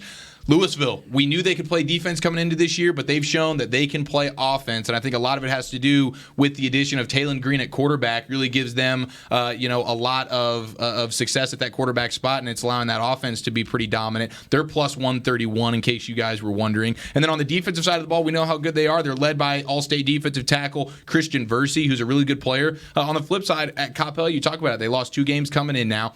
Can they score with this Louisville offense? I don't know if they can. And the other question, who's your quarterback? Is it Ryan Walker or is it Kevin Schumann? The junior Walker's gotten more I think run. It needs to be Schumann. It's gotta be I think after last week, Kevin Schumann in that Hebron game, even though they lost, I think Schumann definitely proved that he was the better option. Yeah, but right now he's got about half the amount of passing attempts as Ryan Walker does. So it's like, what's going on here? I think they need to sort of solidify that one way or the other. I think we all agree Schumann probably should be the guy, but one way or another, put the guy in there and let him go play. Now, Anthony Black on the outside for them is very, very good. He's a big-time player. Defensively, Coppell has been good, though they are young. The big question for them is really offensively, can they score enough points? And this is a good Louisville defense, and their offense can put up some points as well. So I just don't think Coppell can hang on the scoreboard, even though their defense is pretty solid. Well, on the 2 losses for Coppell, I mentioned the 2 losses in the last 3 weeks. They've got 3 losses total, but the last 2 have come to Allen and have come to Hebron. And if they fall tonight, they fall to 2-4 overall, and then they've got Flower Mound Marcus on the horizon next week. It's a must win. Could be 2 and 5. Talk about the desperation. Who needs it more? Coppell is in desperation mode because obviously I think you look at the top heaviness in this division or in this district. We thought Louisville might be able to complete with. I think most of you picked Flower Mound or Louisville to knock off Flower Mound. That was a really good game. I think Flower Mound and Hebron have kind of established themselves as probably the top 2 teams. But then Marcus tonight. If Marcus knocks off Hebron, all of a sudden now you've got Coppell that's doing everything they can to cling to that 4th spot. They've got to get a win tonight at home against Louisville. Louisville, a very, very good football team. But Coppell, I think you will see them throw out all the stops tonight, whether it's onside kick tries, some trick plays, going for it on 4th down, being very aggressive because they need this district win at home to keep their playoff hopes alive. Yeah, Talon Green is going to be aggressive for Louisville. Louisville historically has had a great defense, and that's going to be a problem. I guess because we don't get an opportunity to go into these teams to find out what's going on with Kevin Schumann and why they're switching their quarterbacks and what the real issue is. But they're going to have to get that shored up tonight because Louisville's defense is stingy and they're going to come after them. But Talon Green is going to be the difference in this game. That's all I see. The other thing is, against a good defense like what Louisville is, the odds of maybe one of those quarterbacks making a mistake is pretty high. And you're already thinking to yourself, oh, well, all right, I make one mistake, now I'm getting yanked from the football game. You need to just let one of those guys take the You had 4 games in non-district play to figure that out. You need to pick a guy and stick with him, especially against a team like Louisville tonight. Coach Chuck. I like that. Things get intense for Coppell tonight. I mean, it's got to happen for the Cowboys. If not, they're going to be in a little bit of trouble. And they're going to have it's a must-win this week, but it may very much so be a must-win for the rest of the year for Coppell if they drop it to Louisville and the Fighting Farmers tonight. Prosper Eagles not in a must-win situation right now. They're just trying to build up to that Allen matchup that is coming a couple weeks from now. They've got the Jesuit Rangers on the road tonight at Postel Stadium. Can the Rangers figure something out? They're 3-2 against this Prosper squad that is 5-0 in the year and put up a fight against what has looked like a dominant Eagles squad. Prosper has looked like one of the best teams in 6A this year. When you talk about their offensive line, led by Jake Majors, the Texas commit, we talk a lot about skilled players, but Prosper's offensive line. Have they even given up a sack this year? I don't think so, not to this point. But they've been one of the most dominant units in all of 6A football. They've got a nice three-headed monster with Jackson Berry at quarterback, who's been brilliant, just the junior. With their running back, J.T. Lane, and then wide receiver Hayden Metcalf. They've also got Tyler Bailey, who's been a big playmaker for them. But for Jesuit, really getting E.J. Smith back in the fold now for district play has taken them to a point where, all right, now this is the Jesuit Ranger team we expected them to be. They knocked off Boyd 40-21 before the bye. They've won 3 straight after dropping their first 2 games to Arlington and DeSoto, 2 teams we think are pretty darn good, and that was without E.J. Smith. Since he's been back, 33 catches, 33 receptions, rushes, 230 yards, 4 touchdowns. He's averaging 7 yards a carry. Whew. But he's also got 130 yards and 3 touchdowns as a receiver. So this is a guy, he can do it any place on the field. I mean, if you want him to line up at receiver, he can do that for you. You want him to run the football. And it's nice because you can get him and Jake Taylor, a guy who played pretty well in place of him those first couple of games of the season on the field together. And they've got a solid offensive line for Jesuit as well, led by Branson Hickman, who's committed to go to SMU. Big body, 6'2", 275, pushing 3 bills there for Hickman. So for Jesuit, offensively, we've talked a lot about Prosper's defense this year. Can Prosper's defense go ahead and limit E.J. Smith? Because Prosper's going to put up points. So for Jesuit, can they keep pace with that explosive Eagles offense? Well, we talked about Jesuit at the beginning of the year and the expectation for Jesuit and what they were going to do without E.J. Smith when we realized that he was hurt and he was going to miss some games, and what they were going to be able to establish without him. I think that's what we've seen with the emergence of Rance Holman at quarterback. He's carried a lot of that weight for Jesuit. This is a game I'm really interested in, and I think it could potentially be an upset game. Maybe. Because the element that E.J. Smith brings to the table. I think that the film is not out. The film is out on E.J. Smith, but not so much Rance Holman, and I think together that combination could spell trouble for the Eagles. It'll be interesting looking at Prosper. I mean, it's all about, at least to us, to people like us. For them, they're not looking forward to Allen. But for us, it's absolutely what we're looking forward to. And you got to figure something out.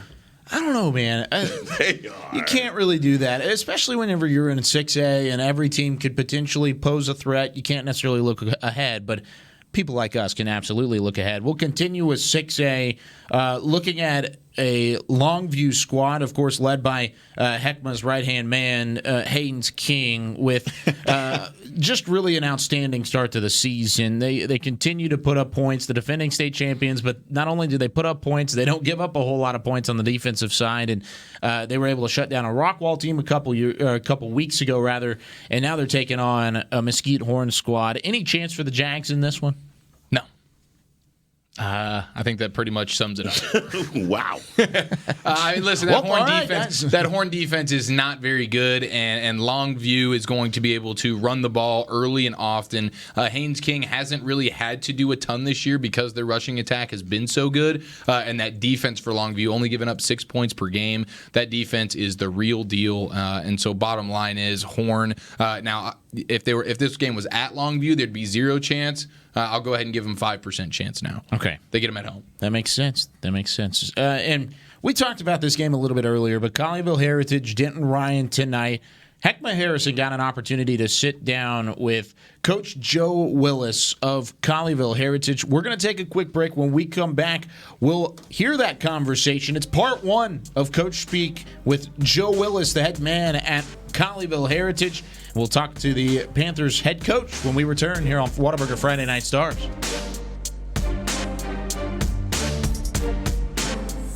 Hi, Hi there, this is Dak Prescott. When it comes time to shop for my tailgate favorites, I go to my stores, Albertsons and Tom Thumb, where they offer fresh organics and large assortments of local produce and sell only USDA choice meats. Get 10% off of your groceries every Dallas Cowboy game day when you wear your Cowboy jerseys. Albertsons and Tom Thumb, the winning combination and the official supermarket and pharmacy of the Dallas Cowboys.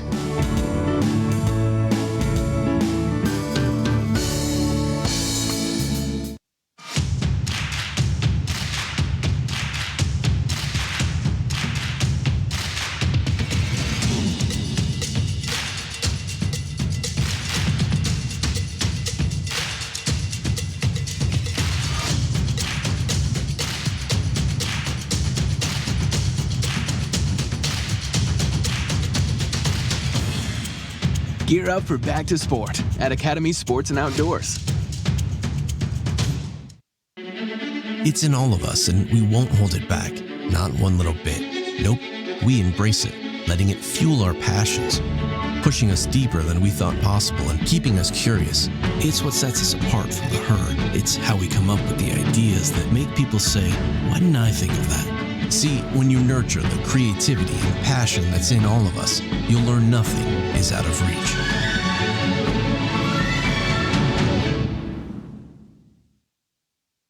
Ashley Home Store, the #1 furniture and mattress store in America. We have all the major mattress brands at a guaranteed low price. Plus, we have furniture for every room in the house and decorator accessories to make it yours. With multiple locations, personalized service from knowledgeable associates, and convenient finance plans to fit your budget.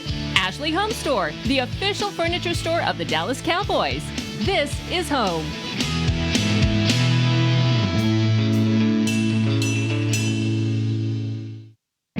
Get excited, Whataburger fans. Our one-of-a-kind mushroom Swiss burger is back. And now it's an all-time favorite. If you love mushrooms, you're going to love this burger. The double cheese, the mushrooms was absolutely amazing. It's a really good balance between the mushrooms and the Swiss. And that au jus sauce on top. The creamy au jus sauce. It really complements the mushrooms. Everything just works perfectly together. It's just perfect. Every bite's perfect. It's not just a mushroom Swiss burger, it's a Whataburger mushroom Swiss burger.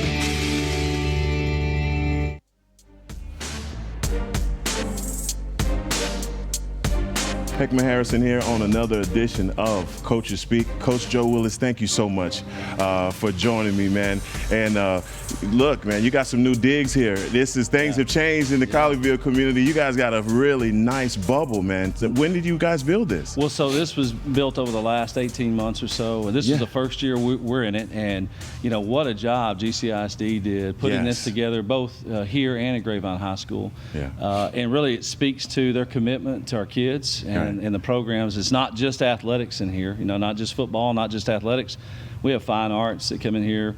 Our elementary school gets to come across the street, have enrichment activities. So, I mean, this is a multi-purpose facility, and truly it is. It has the football and soccer markings on it, but I mean, it's used for a lot of different things. And again, what a commitment to our kids that our district has made by building these. Absolutely. Coach, one of the things that when I was doing my research on you, man, you are one of the few coaches in the North Texas area that has won a state title.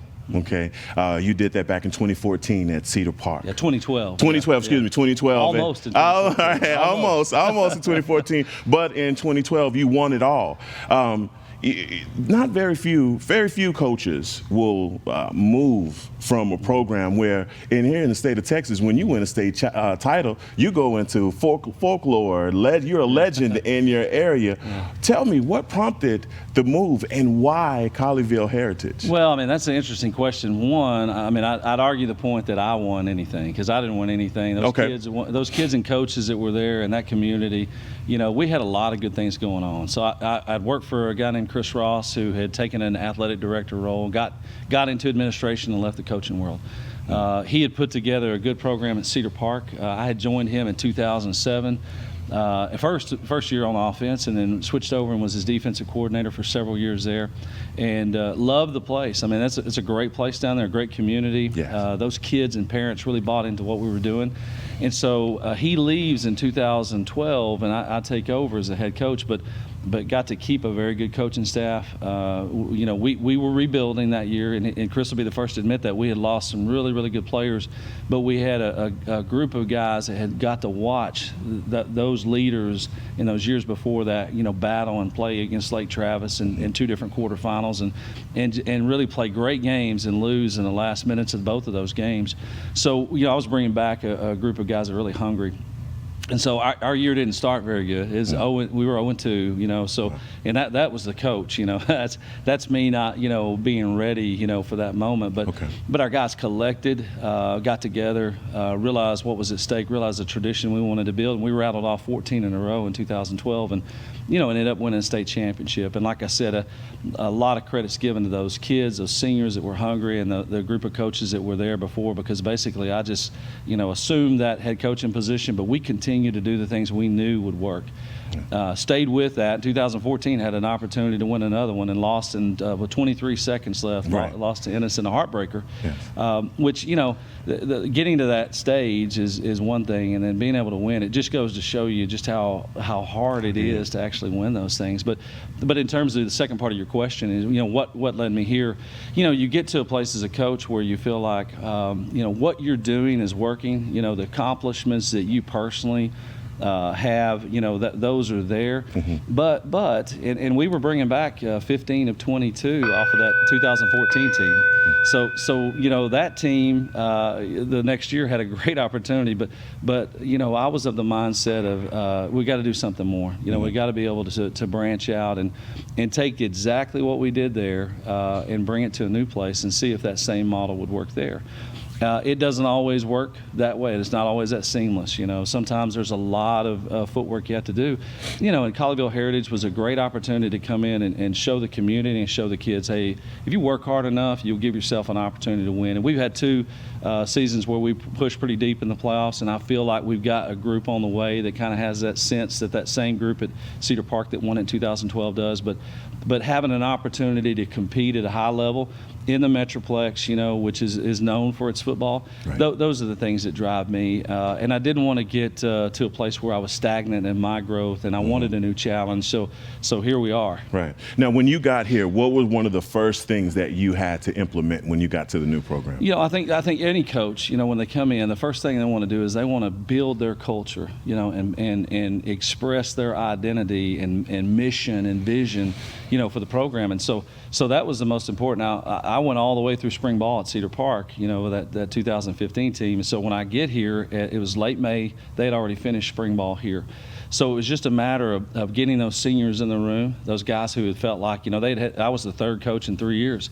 So they had felt like, maybe they didn't have any stability. Get those guys in the room, get your arm around them and make them feel like they're, they got a chance to compete. And you know what they did? That group in 2015 really went out and competed and battled, and we ended up making the playoffs that year and played a very good Mansfield team in the first round and lost. But I was really proud of them.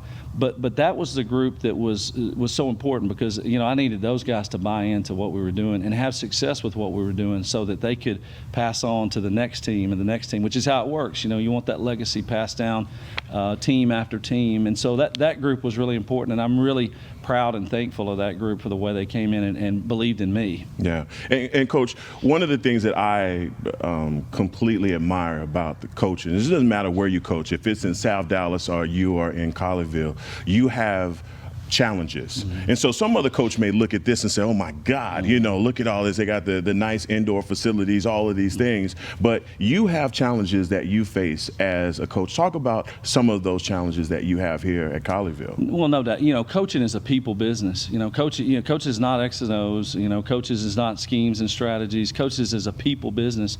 So when you talk about challenges, there's a challenge anytime you walk into a room and you've got guys that may or may not have grown up together, which is a challenge in this district, is because we kind of have a split feeder system. So, they don't really know each other until they get together in the 9th grade. So that's one challenge we face.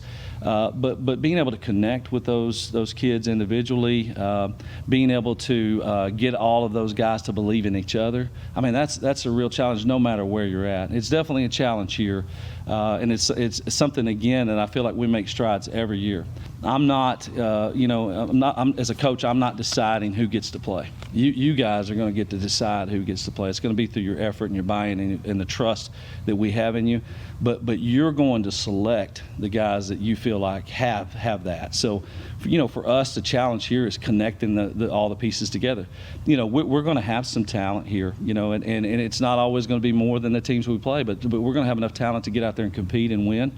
We got to have those guys believing in each other, and we got to have the connection between coach and player, and player and player as well. At the end of the day, these indoors are great, these facilities are great, but they don't get on the bus and go to the game with you. You're going to have to win with people. Right. So that's the real challenge for us, is getting all those guys to buy in. Right. How do you manage that expectation? Manage that expectation, one, from your parents, because your parents here at Colleyville Heritage that I know are very involved, the boosters and all of that. How do you manage the expectation for all of that? Yeah, I mean, you do have to manage that because there's different sets of expectations, and having parent involvement, which we do here, and it's great. We have parents that support our program and get out and work hard to raise money and having all that is great. But you also have to understand that there are parent expectations and then there are coach expectations, and I go into every meeting with parents and tell them, hey, I 100% support your role as a parent, and I know that you want the very best for your son. I realize that. But as a coach, I have to not only take what your son's interests and needs are, but I have to consider what's absolutely best for the team. And so there is a piece to that. The best way I know to go about it is to communicate, face to face. You can send out emails to your blue in the face. That's not going to make any difference. You've got to get your parents together. You got to sit them in the same room. It's a real challenge here. Our school here at Colleyville Heritage, while it has Colleyville on the name, it also has a lot of Willis kids and a lot of Grapevine kids. In fact, if you break it down, we have more Grapevine kids than we have anything. We have, I think, a little over 800 Grapevine addresses. We have a little over 600 Willis addresses, and we have a little over 500 Colleyville addresses. So, those parents didn't always have their kids playing on the same youth league team. The kids didn't play together.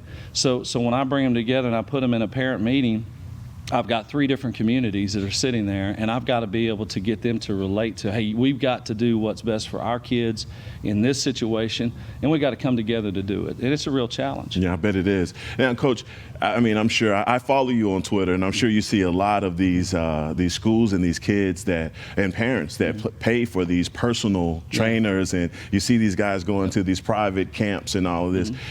That is a part of that expectation because, hey, I've spent my money for my kid to go there. Talk to that. As far as the community is concerned, and also knowing the different things that these kids are getting with these private sessions. Sure. Well, this is not a situation that's exclusive to Colleyville Heritage. This is across the Metroplex, really across the state right now. And I'll say personally, I have no issue whatsoever with a young man or parent that finds somebody to help them work on specific things. There's good and bad both in that world.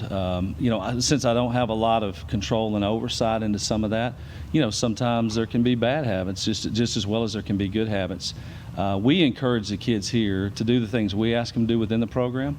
And then if there's certain things that they need to work on exclusively, and they want to go out and they want to find somebody to help them, there are good trainers. There are guys out there that are third-party guys that can help them work on specific skills. There's nothing in the world wrong with that, unless it pulls them away from, what we do as a team. And again, I feel like football is the ultimate team sport. As a football coach, I should feel that way.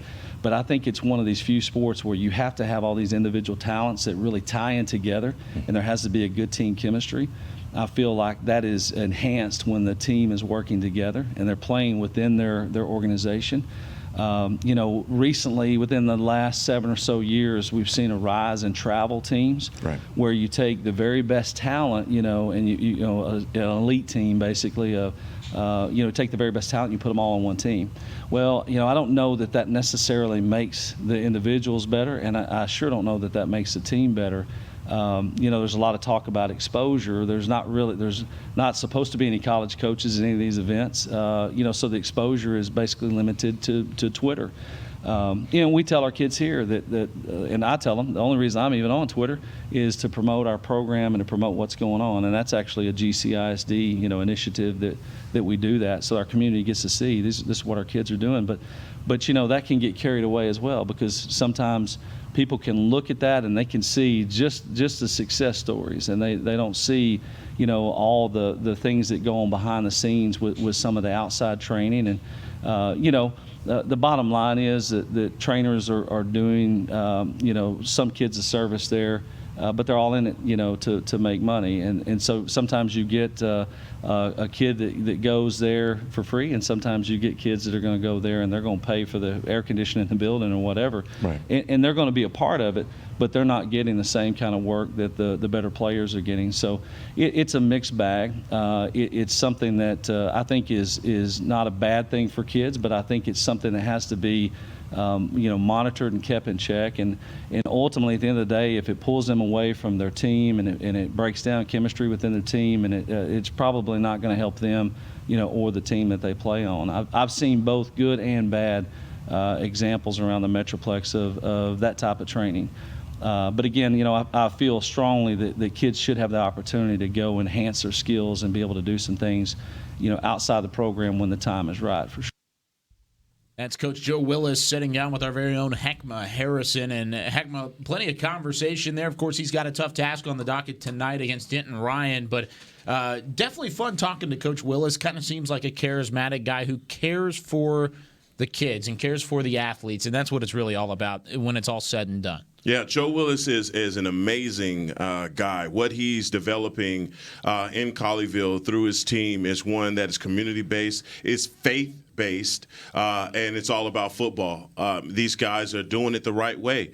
He said it plainly. He doesn't chooses who plays. The team chooses who plays, and those are the guys that are sacrificing and putting it all on the line. And I just think he's an amazing guy. I had the benefit of calling some of his plays with Chris Beam. That's how I got introduced to all of this, guys. And his philosophy and what he's all about, I was just really amazed by it. A solid coach. I would love to have my son be coached by a guy like that, because he's really big on character development. We always think that these things are just inclusive, that they are just specifically for urban schools or inner city schools, right? We don't look for those same things in the suburbs, but that's not true. They have some of the bigger problems out in the suburbs with expectation, with kids having access to certain things and so many things, that there is that element of trouble that's there. He does a really good job of managing all of that and also getting these kids into college. And he's, like I said, he's one of the phenomenal coaches in North Texas. Well, judging by what we saw at the top of the show, I think that he'd welcome Hek'ma, your son. Oh yeah, no doubt. He's already gave us a ring. Hey, I want to make it your idea, Joe. Now, with all of that being said, I mean, you mentioned the expectations in a place like that are different than an expectation and the challenges that are at a place like South Oak Cliff. Our first coaches speak with Jason Todd. I mean, it's not the same challenges back and forth between a Colleyville Heritage in a South Oak Cliff, but at the same time, there's a lot of those challenges that do overlap, even in different programs. So, Kyle, a distraction is a distraction. And no matter how you put it together, that's what it is. And those are some of the elements that these head coaches are having to deal with. Not only dealing with their teams, but also there's the social media aspect of this. So many of these kids can get in so much trouble by what they do on their social media. So imagine having to be a head coach, coaching up the X's and O's, and also have to kind of babysit what these guys are saying across the board. And we talked about that in the second part of the interview that you'll see that'll come up here. But again, that the fact of the matter is, in order to have a successful football team, because it is the ultimate team sport, you have to have some high character guys on it. And you alluded to it. Part 2 of that interview with Coach Jason Todd will come up next week here on Whataburger Friday Night Stars. So moving forward, Joe Willis, the head coach. Moving forward, one more game we got to get to. Red Oak and the Hawks taking on the Kimball Knights. And Kimball quietly 5-0, and I say quietly, the teams that they haven't played heard it loud and clear over the last couple of weeks, especially 59-7 against Spruce. Thomas Jefferson was taken out 63-0, but now they've got a 4-1 Red Oak squad that has kind of had a little bit of an awakening, taking down Frisco Heritage a couple weeks ago. The big win over South Oak Cliff, 28-21, and now we've got ourselves a little bit of a ball game down at 6-5A. Yeah, South Oak Cliff has been the darling of 6-5A. And schools in Oak Cliff, like the Kimball Knights, have had to eat the crumbs off of the Golden Bears table, but not anymore at 5-0. Tonight, they get their toughest test at home versus Red Oak at Sprague Stadium, the historic and legendary Sprague Stadium. Ball club, like I said, the Kimball is a ball club that if you have seen these guys live, they are athletes galore. I'm talking about ATH galore. You don't know what position that guy plays, but he is a baller. And so they do that with Keith Hargraves, Brandon Epton Jr. They get it done on offense, but where they really got the fat at is over on defense. Oh, man, you see that by the defensive points allowed. Hey, man, the defense of the Kimball Knights, they call themselves Ball Out Kimball Knights, DBU. DeAndre Davis, Ishmael Ibrahim in the defensive secondary. Those guys, they have a turnover chain, and a lot of these kids are doing the turnover chain. But I just want to say we need our own turnover chain. You know, we need one. We have to have one. That's a good idea. We also need like a penalty flag in studio as well. Who will throw the flag? I will. No, we can't leave that to you. The flag, not so much, but the chain. I think great. But I'm telling you, whoever makes a great point, the Knights' defense is what it's all about. But guys, I tell you what, they have a tough test tonight in Red Oak. Red Oak is trying to take the oak out of Oak Cliff. Okay? And Red Oak had that statement win over Sauk earlier this year. A big win. Their only loss this year was week 1 against Braswell, and since then they've found their pieces. But you're right, Kimball's defense through their first 2 district games only given up 7 points combined in those 2. So you've got a talented Red Oak offense against a really good Kimball defense. That is going to be an outstanding matchup tonight. Well, and you talk about that Braswell loss. Now we've seen what Braswell's been. Right, I mean, they've been winning games too. Right, at first when people saw them lose to Red Oak, when they beat Red Oak. It's going to be a down year for now. No, not so much, because Braswell is really good. And you brought that up at the beginning of the season. But Joshua Irvin for Red Oak, quarterback, a guy's getting it done in the air. That's the problem. He likes to throw the ball, but the DBs are over there for the Knights. They have a 2-headed monster at the running back position with Zach Sanders and C.J. Palmer. Now, you said earlier this defense for Kimball, you said they call them the Ballin' Kimball Knights? Ball out. Ball out Kimball Knights. Why don't they just call them the Kim Ballin' Knights? That's what the ball is. They just couldn't put the Kim in there. They just didn't want to. It's okay, Kyle. Sorry, it's okay. Just make it true. It's okay, Kyle. All right, so we've got 5 minutes left in the show, and we've got 5 predictions. So if we want to do some math here, how many minutes per prediction? 5. No. A minute. So what you trying to tell Chuck to keep it short? I don't talk much. Yes, I'm trying to tell quickly. Let's go through 5 prediction games, starting with Arlington and Arlington Bowie. Actually, before we get into it, let's look at the standings. 24-9. Both Hek'ma and myself are up at the top of the standings, and then we've got Zach Wolchuk and then Eric Chiofalo closely behind, but starting. Wow. We're starting to find a little bit There's of a always distance some like here. Kyle tinkering with his. Yeah, like Kyle always ends up like not. a couple of games ahead. He gains ground each and every week. It's incredible. No, it's a true talent.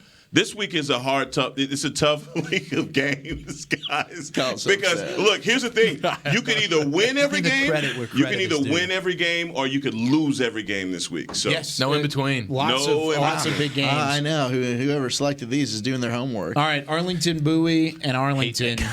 Zach, start us off. Arlington Bowie and Arlington Martin. Yes, Arlington. Yes. I'm going to go with Arlington. Going with the Colts. I have a soft spot for Bowie. I love the way that they play, but I just think Arlington and my guy, what's his name? Chris Sims. And my guy. A.K.A. not Jahari Rogers. Yeah, but Jahari Rogers, pick 6 in this game. I'm calling it. Ooh. I like it. Actually, it might have to be a strip fumble for a touchdown because Bowie might not throw the ball a lot. But I think he might score defensively. He's going to find the You went out there on the limb. Sims is the man. I'm going with Arlington. I'm going to Arlington as well, sir. Yeah, okay. Coach Peach, Chris Sims, give me the Colts. Go Bowie. I'm going to go with Arlington as well, all the way across the board on that one. Bishop Dunn, Parish Episcopal. Oh, I mean, Tap's matchup here. defense, offense. I mean, this is a good game. Eric, we'll start with you. Yeah, I think Wolchuk mentioned it earlier that Episcopal defense is a lot better than people are giving them credit for, and we know their offense is head and shoulders above Bishop Dunn. So I think unless Simeon Evans has the game of his life, I would go ahead and take Parrish at home. Preston Stone. I'm going with the bloodline. My cousin, Evan Green. You got it in you, boy. This is a coming out party right here. So you're going with Dune? No way. No way. Parrish Episcopal. Yeah, look, Dunn's defense is really, really good, and I like Simeon Evans. I think he's a good player, but Parrish is kind of that unsung gem over there defensively. They've really stepped up this year. And Preston Stone, a guy that we haven't talked about as much this year as maybe we did last year. But isn't that something? I think it's because we've just come to expect what he brings to the table. And this is a Parrish team that they had an upsetting loss to Fort Worth All Saints a couple weeks ago. I think they avenged that and come out and take care of business tonight at home against Dunn. I'll go with Parrish. Yeah, I think I'm going to go with Parrish here as well. I was thinking about Bishop Dunn, but on the road, I mean, Parrish doesn't lose at home a whole lot. And you took down Trinity Christian Cedar Hill earlier in the season at home. I think they do come out with a win in this one, and I think it's because of Preston Stone. And, hey, I'm going to make a call myself. I think Mr. Green gets 2 touchdowns tonight. Let's go. Why not? Hebron on the road against Flower Mound Marcus. Rivalry game. This is a tough, big-time matchup. This is a tough one to pick. Hek'ma, since you're kind of floundering all over the place. Since you clearly don't know what you're going to pick, we're just going to start with you. We're going to start with you. Oh, boy. This is a tough one. I'm going Hebron. Wow. That makes 2 of us. Oh. Yeah, sorry, I jumped in there. Okay, so we got Eric and Hek'ma taking Hebron. I'm going to go with Marcus. I'm going with Marcus as well. Good pick, guys. So that's going to be interesting. All right, Mansfield Summit, Cedar Hill. Who you got on the road? Nick Harris earlier said that he had Mansfield Summit coming out with a win. Chuckster. I'm going to go with the blue blood. I'm going to go with Cedar Hill at home. I don't think Summit, when you look at who these teams have played, I think Cedar Hill is actually far more battle-tested, and I like Mansfield Summit. But I think that you will finally see Quinn Bright, who really has not gotten the football enough for Cedar Hill, be unleashed tonight. He's a tremendous athlete for them. I'm going to go with the Longhorns at home to kind of knock Summit off their horse a little bit. All right, Eric, who you got? Yeah, I'm going with Cedar Hill as well. I think their only losses to Allen and Geyer, those are 2 quality opponents right there. Summit really hasn't seen anybody that is anywhere near the level at which Cedar Hill is. And I will take Caden Salter to outshine the junior Kanan McKinney. All right. Hek'ma? You're not picking? I'll pick before you. I'm picking Cedar Hill. I really don't think. I think Mansfield Summit. I thought you were going to get Summit. Struggling. Really no, I think Mansfield Summit struggling against Mansfield just kind of sticks in the back of my mind. That's not a very good Mansfield squad this year. They're a little bit down compared to years past, and Summit really came down to the wire. And I think Cedar Hill, like you said, battle tested. That's a big one for me, and I think the Longhorns come out with it. Yeah, well, if you say battle tested is in the losses that you have, then fine. I'm going to go with Summit on this one. I think nice. They have the offense to prove it, and I think that Cedar Hill has been living off of name and reputation alone. All right, Red And Oak. you might be right, and we'll find out tonight. Red Oak. Thank you. Kimball. Final game on our predictions. It was our final preview as well. This is going to be a fun one. Eric, who you got? I'm going with Red Oak. I like their offense. I know Kimball's defense is phenomenal, but similar to Summit, I don't think Kimball's really played anybody that's that spectacular. I will take Red Oak and the high-powered offense on the road. Everybody down us in Oak Cliff, baby. We coming back. Kimball, you got this. I'm going to go with Red Oak. I think if Red Oak knocked off South Oak Cliff, they should be able to knock off Kimball. I think their offense is too good. I'm going to go with Kimball here. I think that defense stands strong tonight and really proves themselves in that district, and I think the Kimball Knights are going to be 6-0 when the night comes to a close. Yeah, That's right. going to do it for our kickoff show, 5 to 7 every week here on Whataburger Friday Night Stars, live from the Star in Frisco. We'll be back 9 o'clock to wrap everything up. Week 7 of Texas high school football is finally here. Kickoff around the area. Have fun at the game. Stay safe. I don't know if it's supposed to rain, but if it does, stay dry. That'll be fun. We'll be back at 9 o'clock. Join us, Whataburger Friday Night Stars.